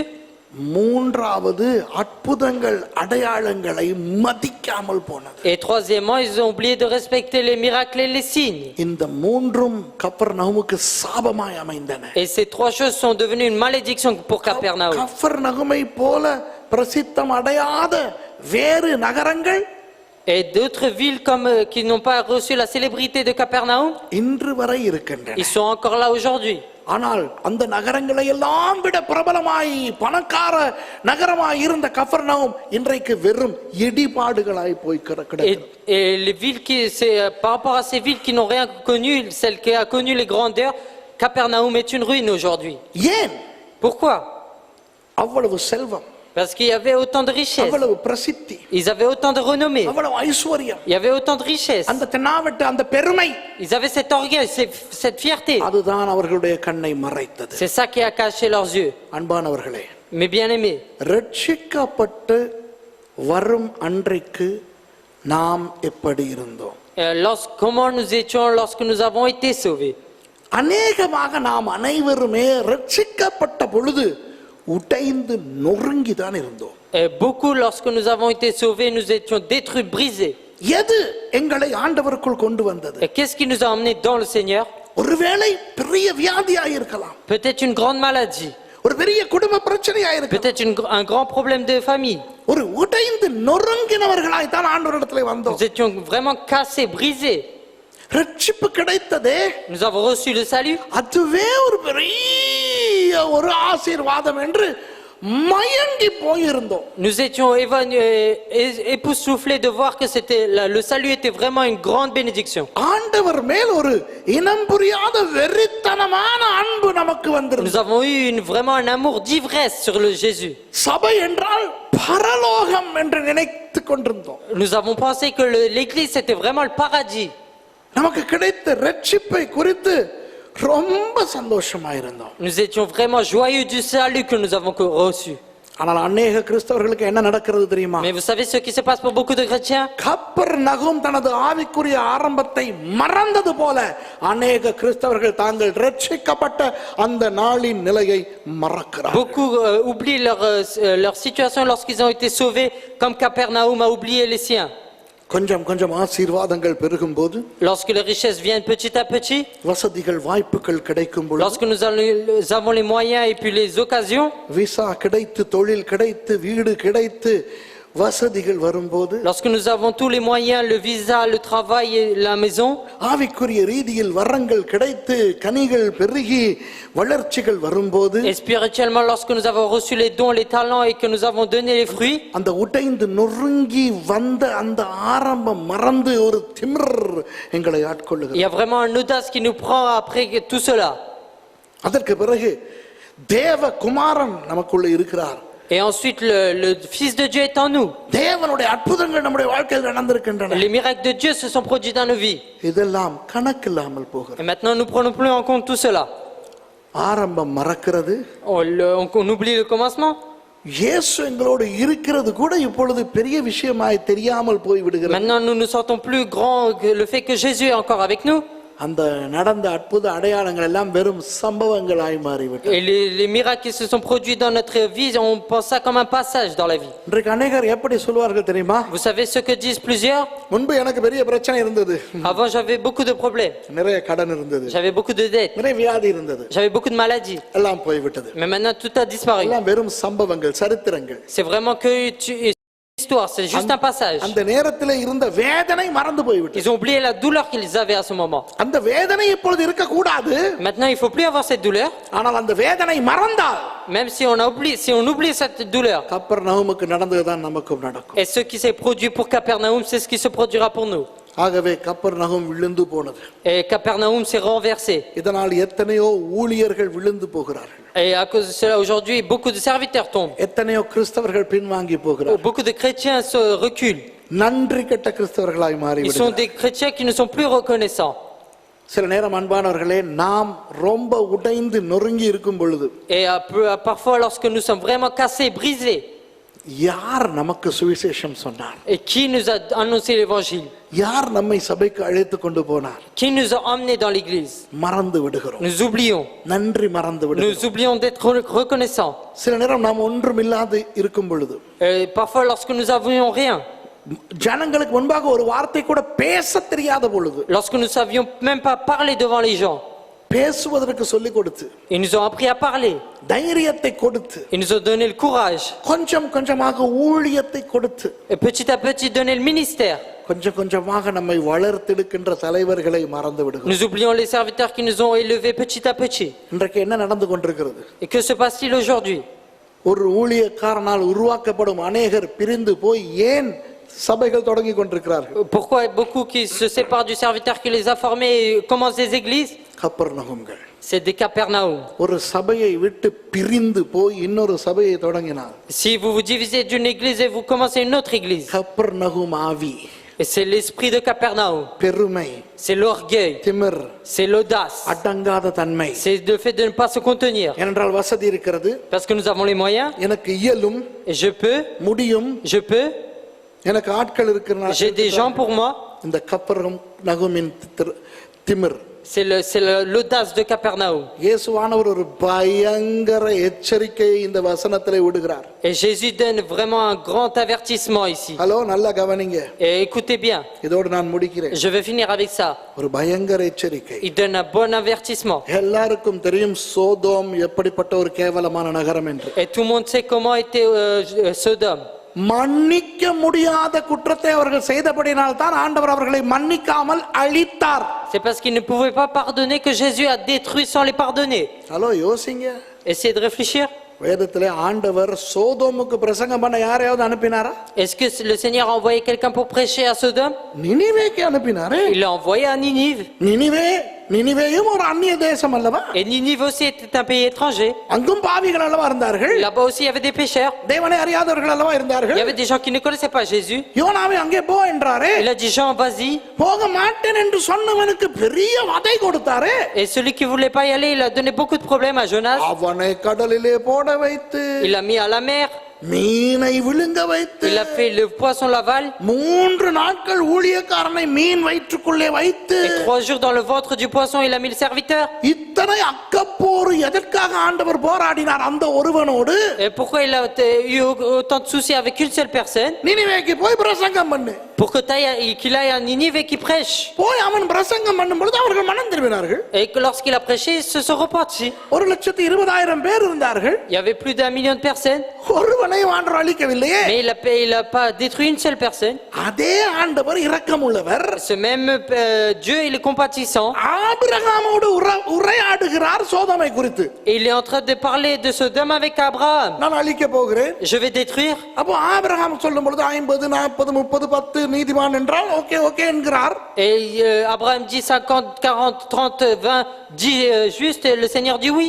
ஒரு வார்த்தை ஆபிரகாமுக்கு சொல்லி இருக்கலாமே, நீ போய் அவர்களுக்கு பிரசங்கித்து ஒரு மனம் திரும்புதலை கொண்டு வா என்று. Il pouvait dire un mot, va à Abraham en disant va et prêche et puis apporte-leur la repentance. சொல்லவில்லையே. Il n'a pas dit ainsi. லோத்து அங்கே தான் இருந்தான். Lot était là-bas. ஆண்டவருக்கு லோத்து எவ்வளவு முக்கியம் என்றால், À combien Lot était important pour le Seigneur. ரெண்டு தேவதூதர்களை அனுப்புகிறார் லோத்து வீட்டுக்கு போய் அவர்களை காப்பாற்ற. Et le Seigneur envoie 2 serviteurs pour qu'ils aillent chez Lot et ils le sauvent. ஏன் அதே தூதர்களை விட்டு சோதோம் ஜனங்களுக்கு ஒரு பிரசங்கத்தை பண்ணியிருக்கலாமே. Et avec ces mêmes anges, il aurait pu faire une prédication à Sodome et puis les sauver. லோத்தின் வீட்டை கதவை தேடினவர்களுக்கு Pour ceux qui ont cherché la porte de la maison de Lot, அந்த தூதர்கள் குருட்டாட்டம் உண்டு பண்ணினார்களே, ils ont aveuglé les peuples, ces 2 anges. அது அற்புதமா இல்லையா? Est-ce que c'est un miracle ou pas? அப்போ தேவதூதர்கள் சோதோமிலே வந்து லோத்து வீட்டிலே உட்கார்ந்து கொண்டு அற்புதம் செய்கிறார்கள். Et les anges de Dieu sont venus chez Lot à Sodome et ils ont fait des miracles. அதுபோல ஏதாவது ஒரு அற்புதத்தை செய்து சோதோமின் ஜனங்களுக்கு பிரசங்கம் செய்து அவர்களை மனம் திரும்ப வைத்திருக்கலாம் அல்லவா? Il aurait pu apporter la repentance en apportant une prédication à Sodome.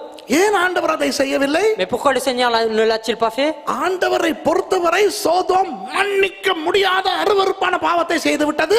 Parce que Sodome a fait un péché qu'on ne pouvait pardonner. ஆகவே நான் அழிப்பேன், அவ்வளவுதான். Donc je vais le détruire, c'est sûr. பிரசங்கம் கிடையாது, எச்சரிக்கை கிடையாது, அற்புதம் கிடையாது, சந்தர்ப்பமே கிடையாது, சான்ஸ் கிடையாது. Il n'y a pas de prédication, il n'y a pas d'avertissement, il n'y a pas de miracle, il n'y a même pas de chance. ஆனால் கப்பர்நகமுக்கு என்னத்தை சொல்கிறார் தெரியுமா? Mais vous savez ce qu'il dit à Capernaum? அந்த பாவம் உன்னில் இல்லை. Et ce péché, tu ne l'as pas en toi. நீ சோதோம் இல்லை. Tu n'es pas Sodome. ஆவிக்குரிய ஆரம்பம் நாகூமின் இடம்.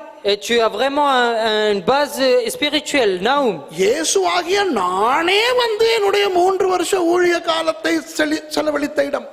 Et moi-même, Jésus, je suis venu pendant 3 ans et demi pour faire mon ministère. அநேக அற்புத அடையாளங்கள் செய்த இடம். Et c'est un lieu où j'ai fait beaucoup de miracles et de signes. ஆனால் Mais உன் திமிரு நிமித்தம், à cause de ton audace, உன் பெருமை à நிமித்தம், cause de ton orgueil, நான் உன்னை சோதோமை விட மோசமாய் காணுகிறேன். je te vois pire que Sodome.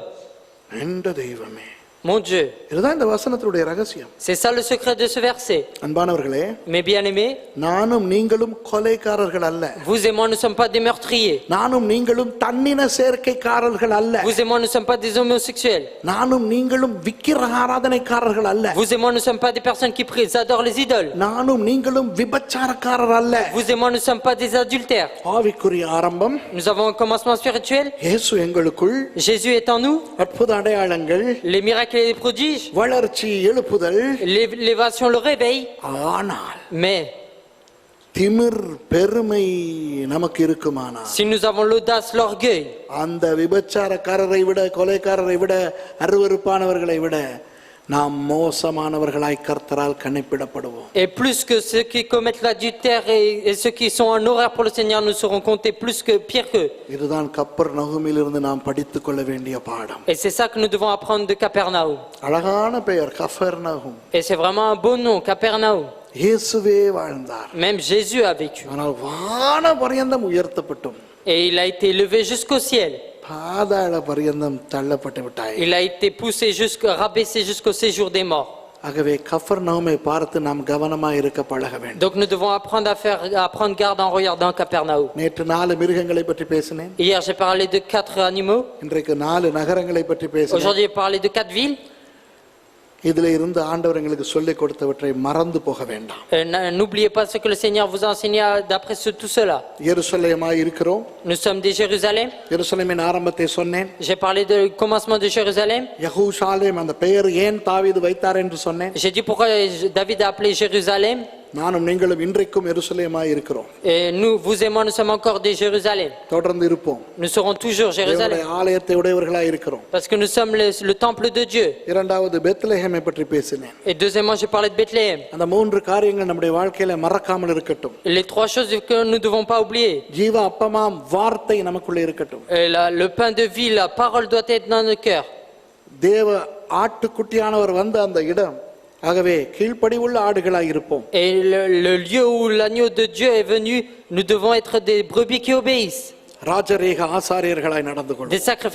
Des sacrificateurs royaux, nous devons être. மூன்றாவது, Troisièmement, நாசரேத்து போல அதிக காலம் இயேசுவை உடையவர்களாயிருந்தோம் Et, comme Nazareth, ayant Jésus pendant plusieurs moments. அவரை நிராகரிக்கிறவர்களாய் மாற வேண்டாம். Nous ne changeons pas en personne qui le renie. ஏனென்றால் அவரை நிராகரிக்கிறவர்கள் பின்னாலே ஓடி வந்து கொண்டிருக்க மாட்டார் அவர். Et parce que le Seigneur ne court pas derrière ceux qui le renient.